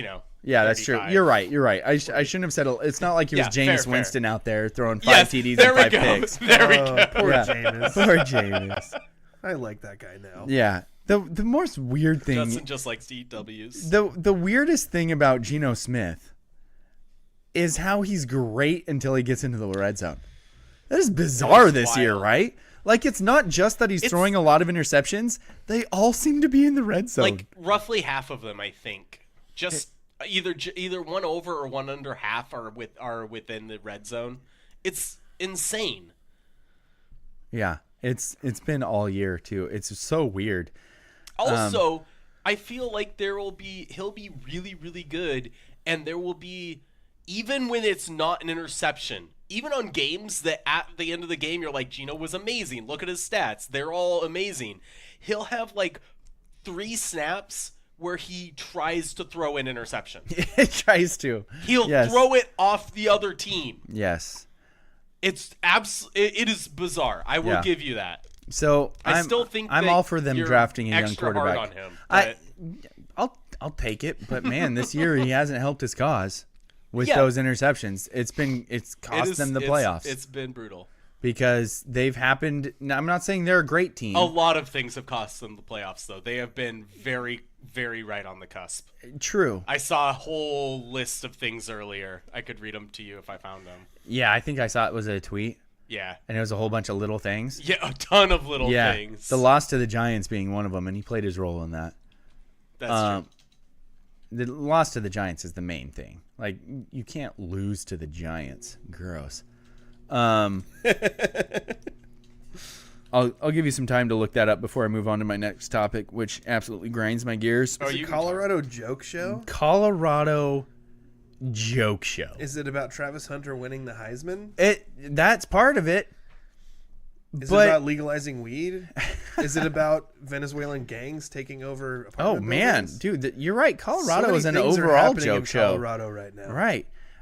No. So I looked over Andrew's shoulder at one point during the show and saw highlights of the BYU Colorado bowl game. I was surprised for a couple of different reasons. Okay. Before I get to this, Andrew found the list he was looking for. Yeah, Reasons why the this is Seahawks missed the from playoffs. Hot Blogger Yeah. on X or Twitter. Imagine missing the playoffs because you missed an extra point. You couldn't gain 1 yard in 2 plays in overtime. Your cornerback lined up offside on 3rd down. Your defensive tackle got called for a face mask against the same team your rival did not. A ball hit the receiver in the face mask in the end zone and bounced up for an interception. The refs failed to stop and review a play that would have resulted in 3 fewer points. Opponents dropped at least 4 interceptions against your rival. Deebo Samuel drops an easy touchdown. You had a field goal blocked by a guy who leapt over your guard. No imagination necessary for Seahawks fans. Yeah, the leapt over your guard one's bullcrap though. Like that was proven to be like an okay play. Like people are complaining about that. Okay. Like, didn't look up the rules still. Like it's okay I to will leap say, I over think somebody Hawk without Blogger is- touching somebody. I think Hawkblugger leans on the emotional Yeah. overreaction side of yeah. of And then so many of analysis those in general. yeah, so many of those other things aren't in your control. The thing that's in your control is and beat that's the thing. Giants. It's mostly just, to me, this just shows how close it was. True, true. You were very, very close. Anyone playing better would have helped a little Yes, absolutely. Back to Colorado being a joke show. So when I looked over and saw Andrew and looking at Twitter and there was highlights of BYU Colorado, I was like, surely Colorado wasn't in a bowl game with BYU, who was like legitimately good all year. Surely they didn't put Colorado in a game like that. Colorado even though had 2 Heisman candidates, Daniel. Surely they're one of the best teams in the country with 2 Heisman candidates. It's insane. The fact that this is a thing is insane. Colorado was 9-4 on the year. They didn't even play the top 4 best teams in their own conference. They didn't even play them. They did not even play the 4 best teams in their own conference. They beat the 5th best team In overtime. on On a Hail Mary. a Hail Mary. Their Heisman winning 2-way player was padding his stats in blowouts against garbage teams all year so that he could be regarded one of the best receivers in the league. He wasn't. He got a ton of stats against trash teams when they were up by 40. That's bullcrap. Daniel, This is absolutely insane. this highlight that you saw me watching Yeah. is Sports Center. Shader to Travis Hunter for an unreal touchdown to put Colorado on the board. Dude, that's- literally the only highlight that Sports Center tweeted from that game. And it was to put them on the board when they're down, what, like 27-0? Did you say Shutter? He said Shader. Shader. Shadur. It's Shadur. Can you go to the beginning where it shows the score? For Colorado. The score? Oh, it doesn't. Wait. Yes, it's 27-0. 27-0. And it's not even a ridiculous touchdown. It's That's like a garbage time touchdown. yeah. You're And up 27-0. but they're like, "Oh, our two golden boys whose daddy is one of them who has his own TV show and seems really cool to us. We should put this on there." Dude, you're getting blown out by a team that's actually good in a bowl game you don't belong to be in with two Heisman finalists who don't belong to be there. Like, if you want to say Travis Hunter should have been a finalist, that's fine. He shouldn't have been second or third. Like, this is absolutely insane. Genty, Top Cam headlines. Ashton Genty absolutely should have Top won. headlines on It should have been the most lopsided vote of all time for Ashton Genty, and it wasn't. Daniel, top headlines on the ESPN homepage. Play Hunter Shedeur end great run at CU despite loss. Bonkers. That is you know the what headline. You know what another headline? Andrew, I looked up BYU football. This is the second headline that comes up. Colorado's electric season ends with a whimper after lopsided loss to BYU. It wasn't electric. It wasn't electric. It was not electric. They played a horrible schedule and still were bad. Or not good. They had 3 losses. Mediocre. And they didn't even play the top 4 teams in their own conference. That is mind-blowing to me. That one stat alone is mind-blowing to me. And the fact that they still didn't have a good record, enough record to even be considered for the college football playoff, and yet all we hear about is Shedeur and Travis and how they were both Heisman finalists, blows me away. How, Justin, am I overreacting here? Because I really don't feel like I'm overreacting here. This is some random thing. Heisman Trophy winner Travis Hunter made the tackle of the year on this play. And it's a dude running for a touchdown. Asked by GMs and scouts to those guys that sat out or started. He's only getting drugged for 3 yards and then not actually bringing him down. The story tonight is Yeah, you know why? Because he plays cornerback, the easiest position to like do anything on every play. All he has to do is run like a basketball player. Sorry. I know that cornerback mentally, tough position to play. Because guess what? You're going to get beat sometimes. You're going to get beat a lot. You're going to get beat. But physically, dude, I don't understand. Like, if you can actually catch, I don't see why more receivers don't play cornerback. They're scared.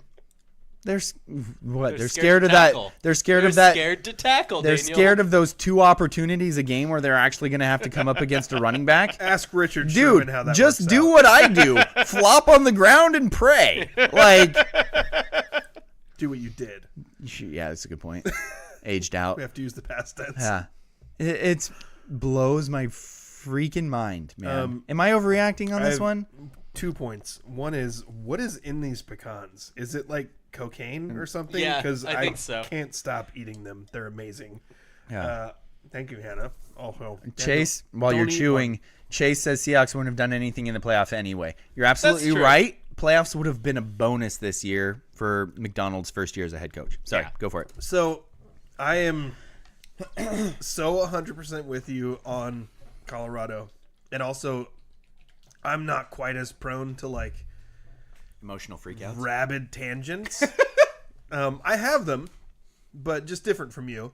So I'm glad that you said everything you said, because mostly pretty much everything you said is all the things I've been thinking, which is that, like, yeah, if like, I think we actually talked about this a couple weeks ago. Colorado's a good team. Like, if you say like they're an average team or a good team, you're kind of splitting hairs on like what's the difference between an average team and a good team. They didn't play anybody all year. Yeah. They won a lot of games. They barely won some games. And if the argument for Travis Hunter being Heisman over Ashton Genty is, well, he plays 2 positions and he's good at both of them. Like, look at the level of competition he's been playing all year. Like, if you're going to hold against Ashton Genty the fact that he plays in the Mountain West, Yeah. look at the level of competition that Travis Hunter has been playing in the bottom of the barrel of the Big 12 Yes. all year. There's Arizona freaking State is the team that made it out of the Big 12 into the college football playoff. Yeah. And there's a huge drop-off. A team that couldn't hack it in the Pac-12. I'm just saying, like, the Big 12 is not good. Yeah. And they didn't even play the top teams in the Big 12. Yep. So, like, look at the level of competition he was facing all year. Look at the level of competition they were facing all year. And I think this is what drives me nuts, because if you're taking the Deion Sanders conversation, and it's like, okay, well, he went to an HBCU, and he coached Jackson State to being really good. And then he decided, well, I want to move to Division I. I'm going to take, like, literally the worst program in all of Division I football, and I'm going to turn them into something. Like, this can be a big win. He had a really good year. But we don't need to build them up into something that they weren't. Yeah. Like, they went from being horrible bad, like terror bad, when he took them over, to being, like, normal bad last year. Yes. To being, like, somewhere between an average and a good team this year. With who just happened to be, like, two top, I'm not going to say top 5, but, like, 2 top players in college football. Yes. Shedeur Sanders, Travis Hunter, really good. Yeah. They're both going to be high NFL picks. They both have good NFL prospects. Right. But, like, this could have been a huge win to say, wow, look what Deion Sanders did, taking this, like, bottom of the barrel team to being a bad team to being a pretty good team. Yeah. Let's see what he can do in the future. But they have to get hyped up to, like, oh, look at this flashy team who does these things and has a Heisman winner. And the fact that there's a Heisman winner out of this Colorado team drives me freaking nuts. Bonkers. And if you're doing the thing like that a lot of people are doing, where it's like, well, one of these guys plays in the Big 12 and one of them plays in the Mountain West, they're the same gosh darn thing. Yes. Also, look at the actual teams they played. Yeah. Like, forget one of them played the number Oregon. one. Yeah, one of them played the number 1 team almost from open to close, Oregon Ducks. Well, I think and barely lost and ran for 200 yards on them. I think Oregon's getting disrespected too, because aren't they underdogs against Ohio State? Are they really? If they're kidding not, me. it's like a 1.5 point spread. Somebody like, on Twitter figured out even. how to stop Ashton Genty. He only has 600 yards before contact, so if you don't touch him, he can't hurt you. I mean, it's so overplayed at this point, but like the stat all year has been number 1 running back, Ashton Genty, number 2 running back, Ashton Genty after contact. Yeah. Like, he's so good after contact that he's better than, and like there's some really good running backs out there. Like, no bias. Omarion Hampton from North Carolina, he's been like the number 2 or 3 running back all year. Yeah, he's been great. Worse than Ashton Genty after contact. Yes, it's nuts. The other thing I want to bring up quickly here, Colorado doesn't help this at all because but they were a crap Pac-12 team. Yeah. But so was Arizona State. USC just won a game, another former Pac-12 team. Like, you look up like all the other Pac-12 teams besides Oregon State, who obviously was absolutely torpedoed by their head coach at the worst possible time. You forget about the last game for Washington State after their head coach blew everything up for them. Forget about Colorado because I just don't like them. Yeah. And you look at the Pac-12. Dude, Pac-12's dominant this year, man. Arizona State won their league. Oregon, number 1 team in the nation. USC, pretty darn good year. Who was the other team? There was another team in there where I was just like, it's just Utah. I don't remember where they all went. I think I was just thinking of Wazoo before everything blew up. Like, there's so many different things where the teams. Oh, and then I was thinking of. I remember what I was thinking of. I was thinking of the former Big 12 team that moved to the SEC, Texas. And it's just like, basically, the SEC is trash. Pac-12 was vastly underrated because a garbage Pac-12 team in Arizona State changes leagues and they win the league. Like, the whole thing is just an absolute joke show that was created by the media. They burned down the Pac-12 because they didn't give them the respect they deserved. They inflated the SEC. Now that there's actual, like, even playing field with that, the SEC was not great this year. The Big Ten has showed to be the best conference this year. And guess what? A lot of that was because of Oregon, a former Pac-12 team. Like, the whole thing is an absolute joke show that the media created and absolutely destroyed an entire conference and ruined a ton of stuff. And ESPN should be burned to the ground. It's on a weekend when nobody's there. Can I draw a parallel that's kind of weird?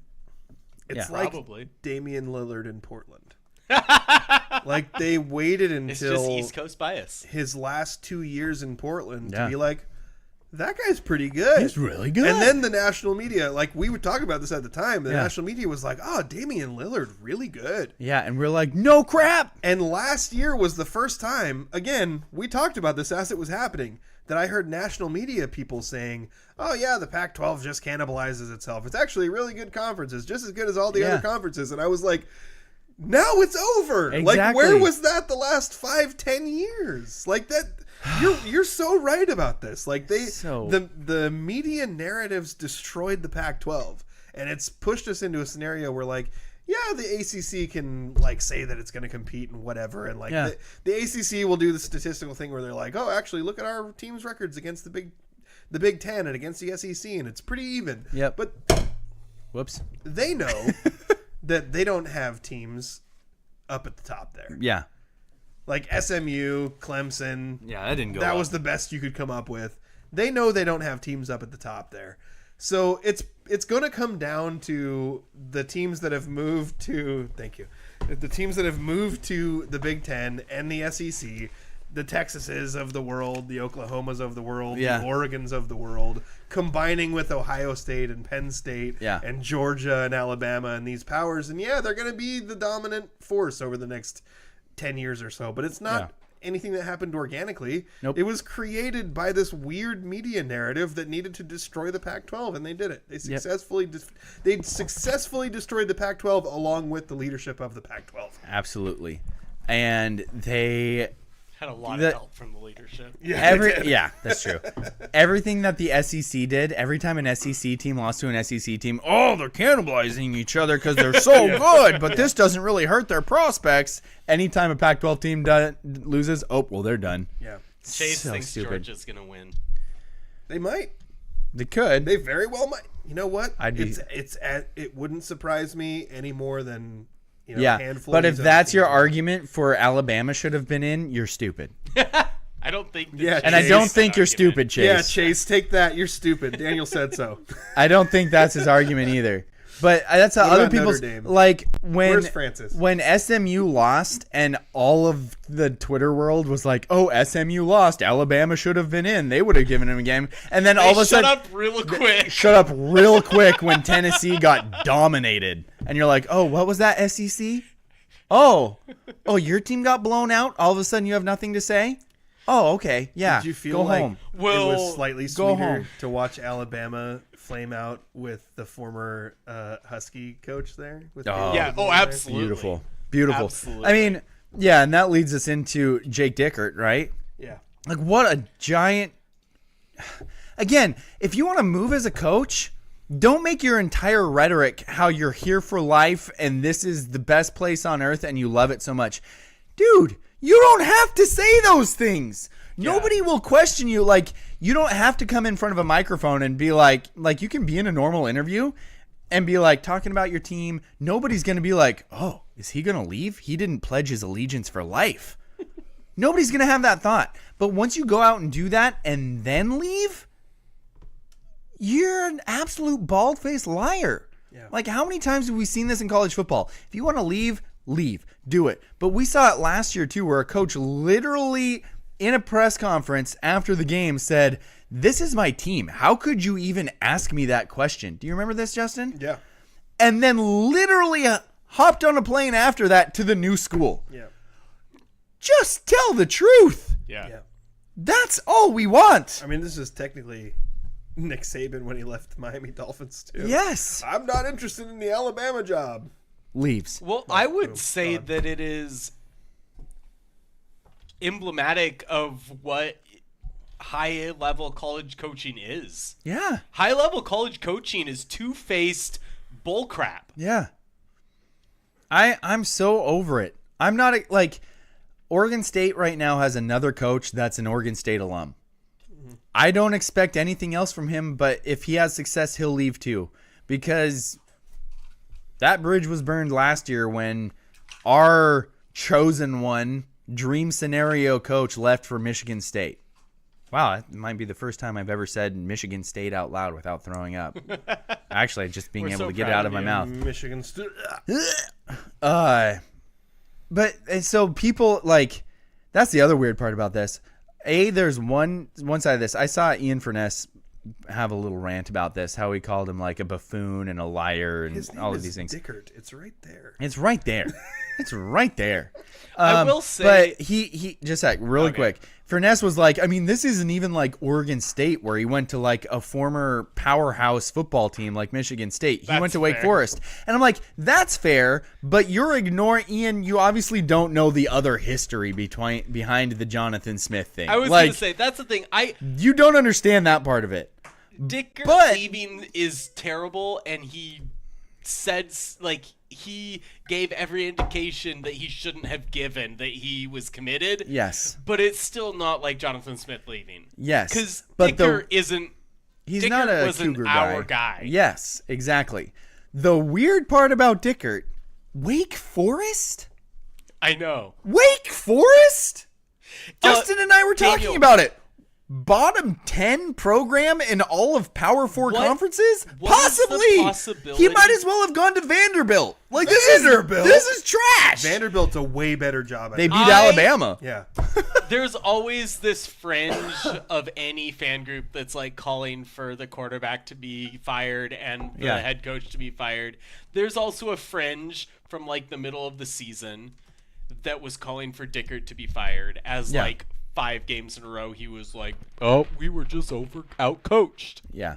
Uh Really, he's just protecting his guys.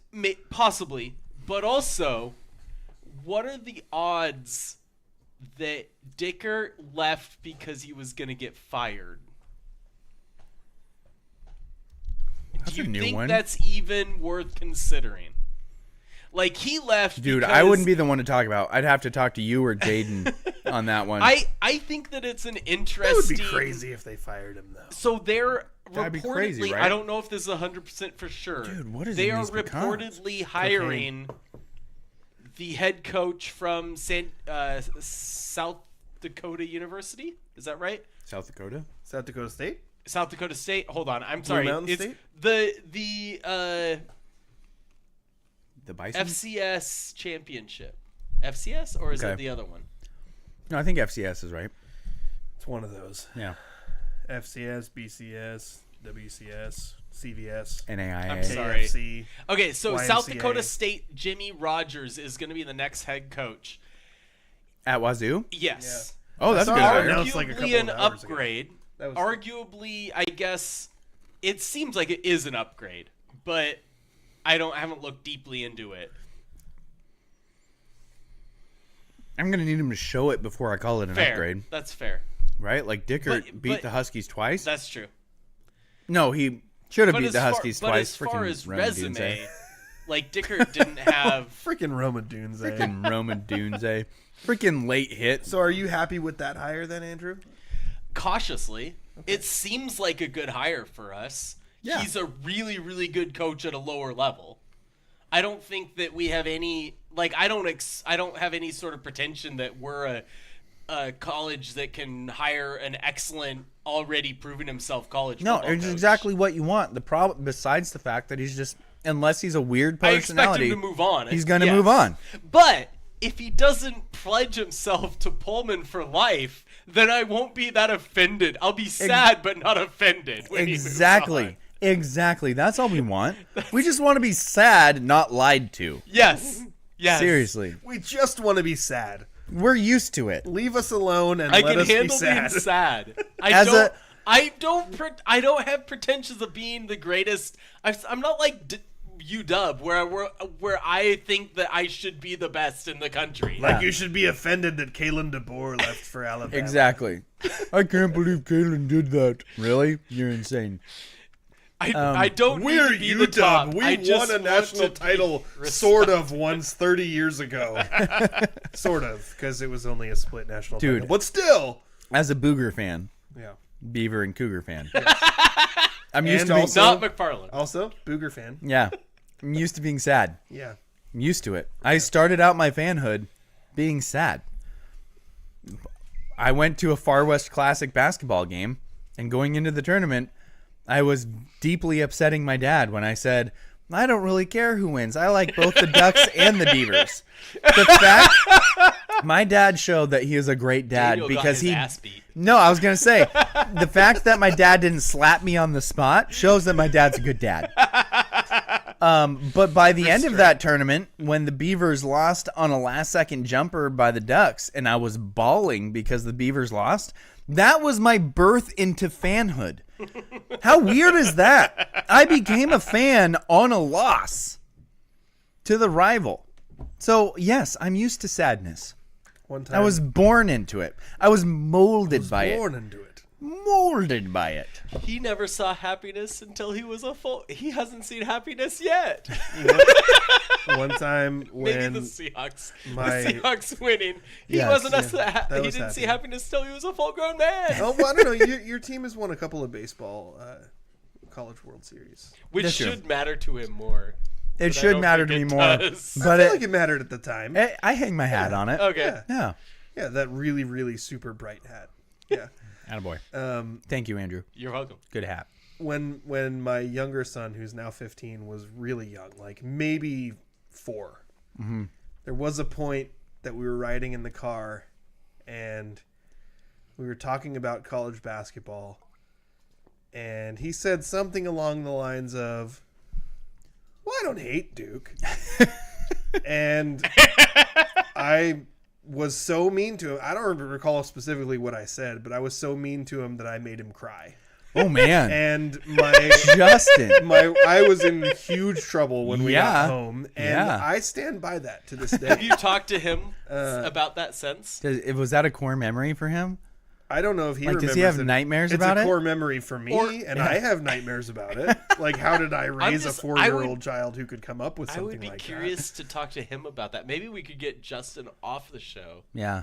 Talk to Peyton. Talk to Peyton about that. that? That was because- Mac. But Peyton. Because- Oh, it was oh, it was Mac. Mac. Oh, Okay. that makes way more sense. He was just doing that to tick you off. Yeah.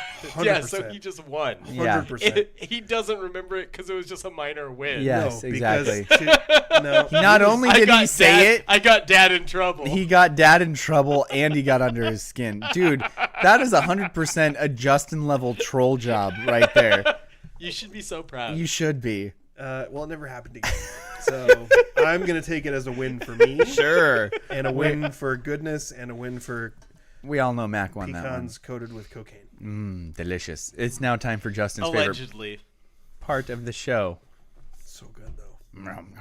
Serving questions up on a silver platter where the points are made up and the rules don't matter. Time for Stump Daniel. Stump Daniel is brought to you by the law office of Jeffrey A. Damashevitz, no relation. What's the A stand for?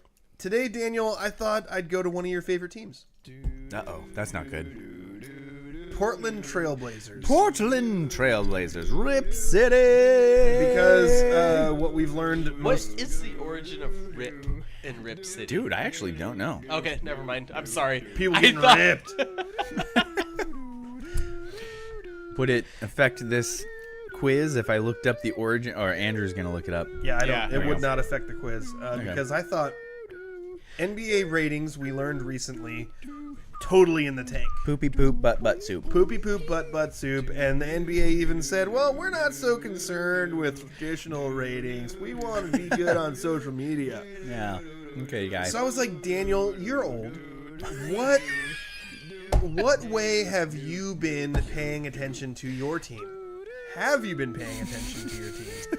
And I thought I could go into some really in-depth trivia about this year's Portland Trailblazers team, which I believe is 10-21. What are you Googling?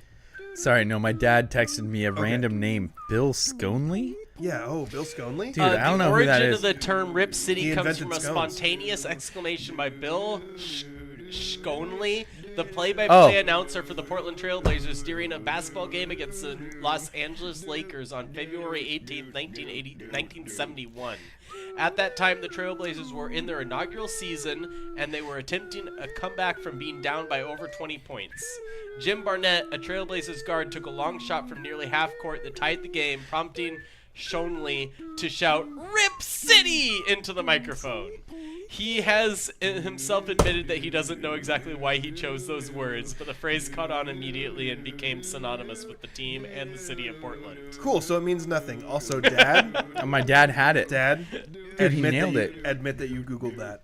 Last time I Dude, called my you dad out on, can't Google I that doubt fast. it. Last I bet time I your dad called him just out was on like, Googling. Oh, I'm pretty sure that's when that happened. Last time I called You're him out right. on Googling something, he It was admitted true. it. Dad, That's admit true. that you Googled that. Good call.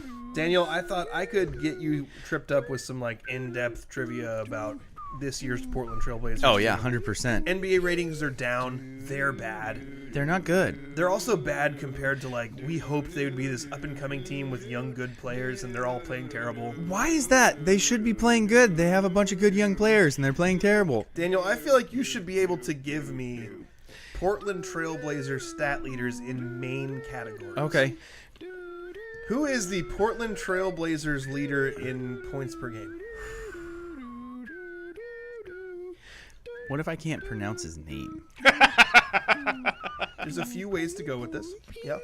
I mean, there's several possibilities for who it could be. They have, Dude, seriously. they have 6 guys who average 11 or more points per game. And they all got to be close to each other. I'm going to... This might be recency bias because I've seen his name in the highlights recently. But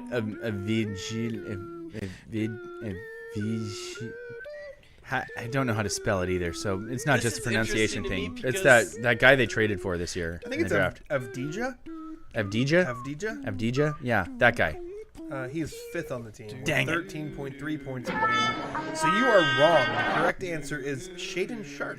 That was my second guess. 18.1 points per game. Second is Anthony Simons at 17.3. Very inefficient points per game. Oh, is he just chucking it? Dude, the That's Blazers, the this is one disappointing that thing. as I was researching this, I was looking up with my sons what the field goal percentages are for these guys. They're all terrible.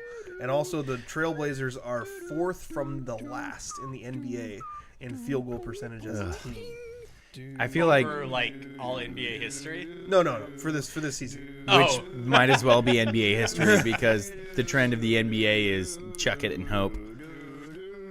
So I bet this year is probably close to that. Daniel, who leads You need the to make it rhyme, Daniel. Chuck and hope doesn't catch on. Chuck it and duck it. Chuck it and... Nope, not going to say that one. Nope. Maybe Not huck gonna it- say that huck it- one either. huck it and hope. Oh, alliteration? Mm-hmm. Okay. I mean, Daniel, who Yep. leads the Blazers in rebounds per game? Well, I feel like it's cheating, but my dad just said Aston, and I assume that was a autocorrect to Ayton. So it could be him. And I'm okay, Dad. Stop Did he texting admit- me. did he I need admit to turn my Googling? phone over. He's texting me answers. Did he admit to Googling it? I don't know. He We'll probably find did out though. after this is over. I'm gonna say it's either Ayton or Klingen. It's not Aston. Well, not Aston because But that's not it a is dude. Ayton. So It is Ayton. yeah, so Okay. you were right with your guess there. Okay.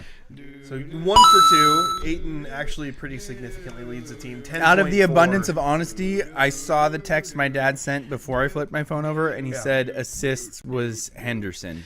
I What is will he say, doing?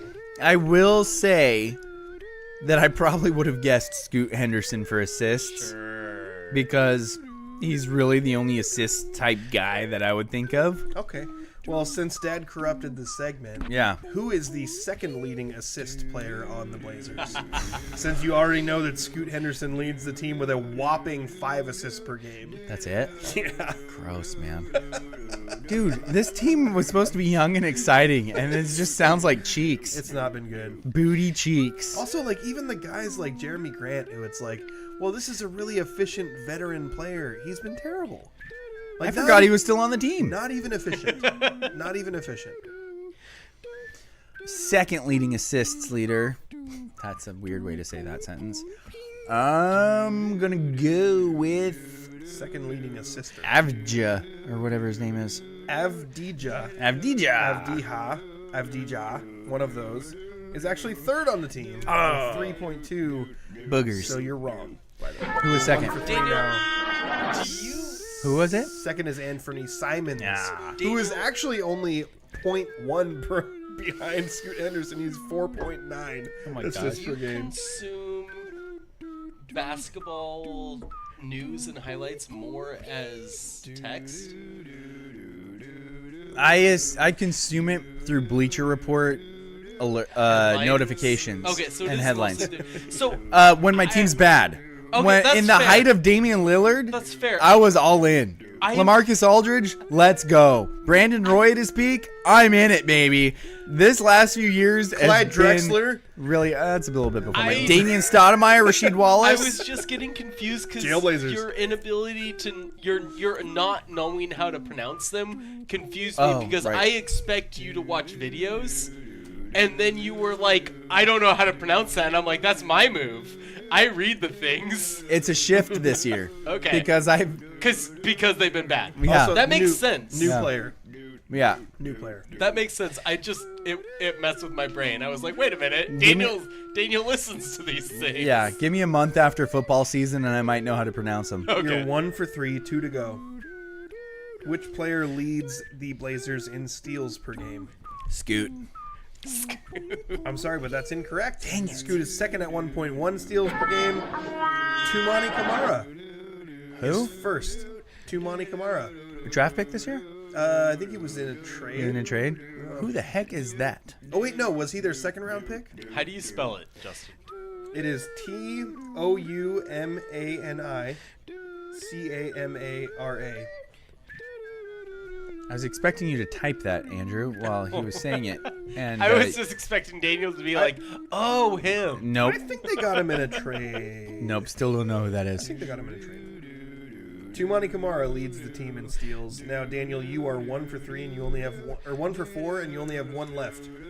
So my only hope is to have a good batting average. Blocks per game. But if I don't get it, then I'll still probably lead the Mariners in batting average. You'll be at the Mendoza line. Yeah. Oh. Blocks per game. That's gotta be Kling Kong. I only know his nickname because you told me it when he was drafted. Klingon? Star Trek? Spock? Did you ever go to like a youth, like a church youth camp I've been to those. where they sing worship songs in Klingon? No, but sing- I'm surprised that I didn't sing who my youth pastor To was. this day, I can sing "Glory, Glory, Lord" in Klingon. Klingon. Klingon. There you go. From Star Trek. I am shocked that I was not. I must have been just behind that because I had the same youth pastor as you did Well, for some it of was it. before I moved here. Whoa, good memory, my guy. That's a long time ago. Yeah, well, Can you want to give us some of it? First of all, was I right? Donovan Klingon is correct. Yes! So you're 2 for 5. Good batting average. Good job, Daniel. 400. Pretty good. Bad job at knowing your favorite basketball team, Shut up. but good They've job. butchered the team.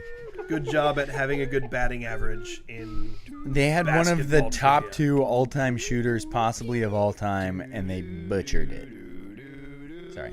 Anyway, you want to give us some of that? Klingon, glory, glory, hallelujah. Do you want it? Kind Glory, of. glory, Lord. Do you know that song? Glory, glory. Wait. Glory, glory, Lord. We give you glory, Lord. You don't know that song? No, I don't know that song. Oh, okay. Man, you are old. Mokcha, mokcha, chowie. Kwapak, mokcha, chowie. Mokcha, mokcha, chowie. Ikrak, bok, paron. Yes! Give that man a ding sound. Serving quest. Not only for remembering it, for having the bravery, my guy, to do that. Thank you. My dad texted. I was watching the game in. I was watching the game in first year.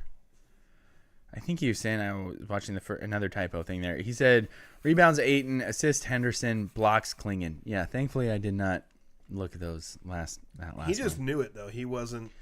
Well, I knew that it was Klingon because that dude, all he does is block people. He's built like an orangutan. Even his own team.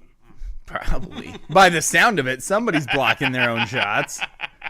Anthony Simons is putting up shots and blocking himself. Jeez. Stat patter. Yeah. Justin, my dad brought up an interesting topic. What's that? Listener of the Year award. He nominated himself for his contributions to the show. That's a strong nomination. We do have a few others. I mean, Chase Would be up there. Royal Guy. Nick Francis. Media. Never mind. No, it can't be Francis. Not Francis, no. Francis could be anti-hero listener of the year. I mean, also other like Little Daniel. We could do other Little Daniel of would be the up there? year. Are you guys interested in doing other of the year? What does that mean? What's other? I of the mean, year? you could have like athlete of the year or No, we generally do that after the high school season. Yeah, I think we Okay. would probably do that. Well, The that's Jane the Jane Roloff Roloff Award. Yeah, you know. Do that after the school year's over. so we do it the school year, not the Yeah, not but the I was thinking- calendar year. I was thinking a listener would be an okay thing to do of the actual New Year. Sure.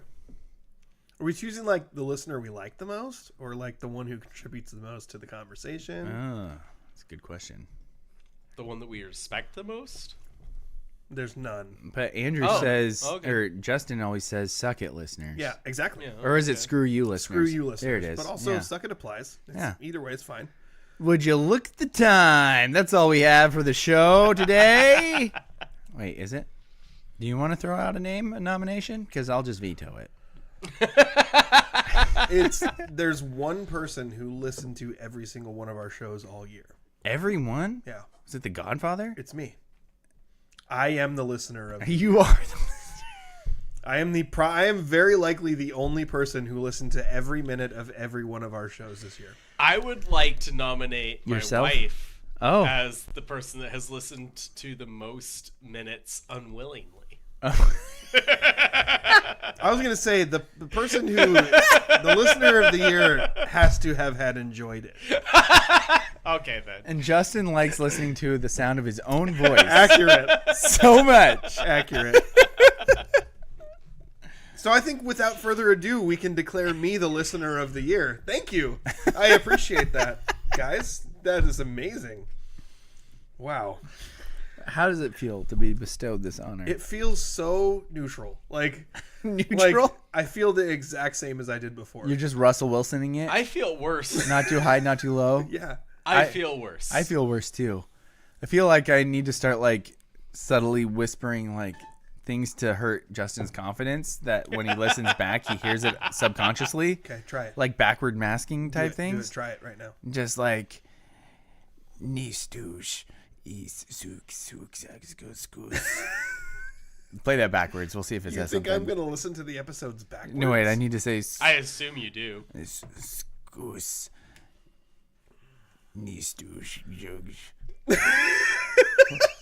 think that was Justin Sucks backwards, but I'm not positive.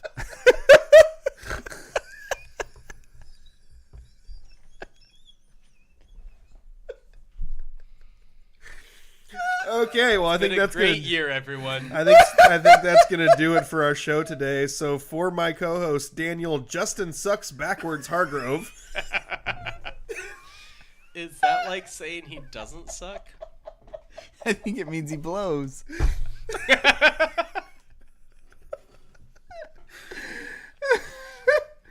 And my host, Justin. Ho ho ho host, because it's Christmas time. My ho-host, the ho. Justin, he went down there already. And our trusty producer Andrew, stick it in. Gross. What? You've been listening to the Scrimmage. That was Ian. So was Justin's. Oh.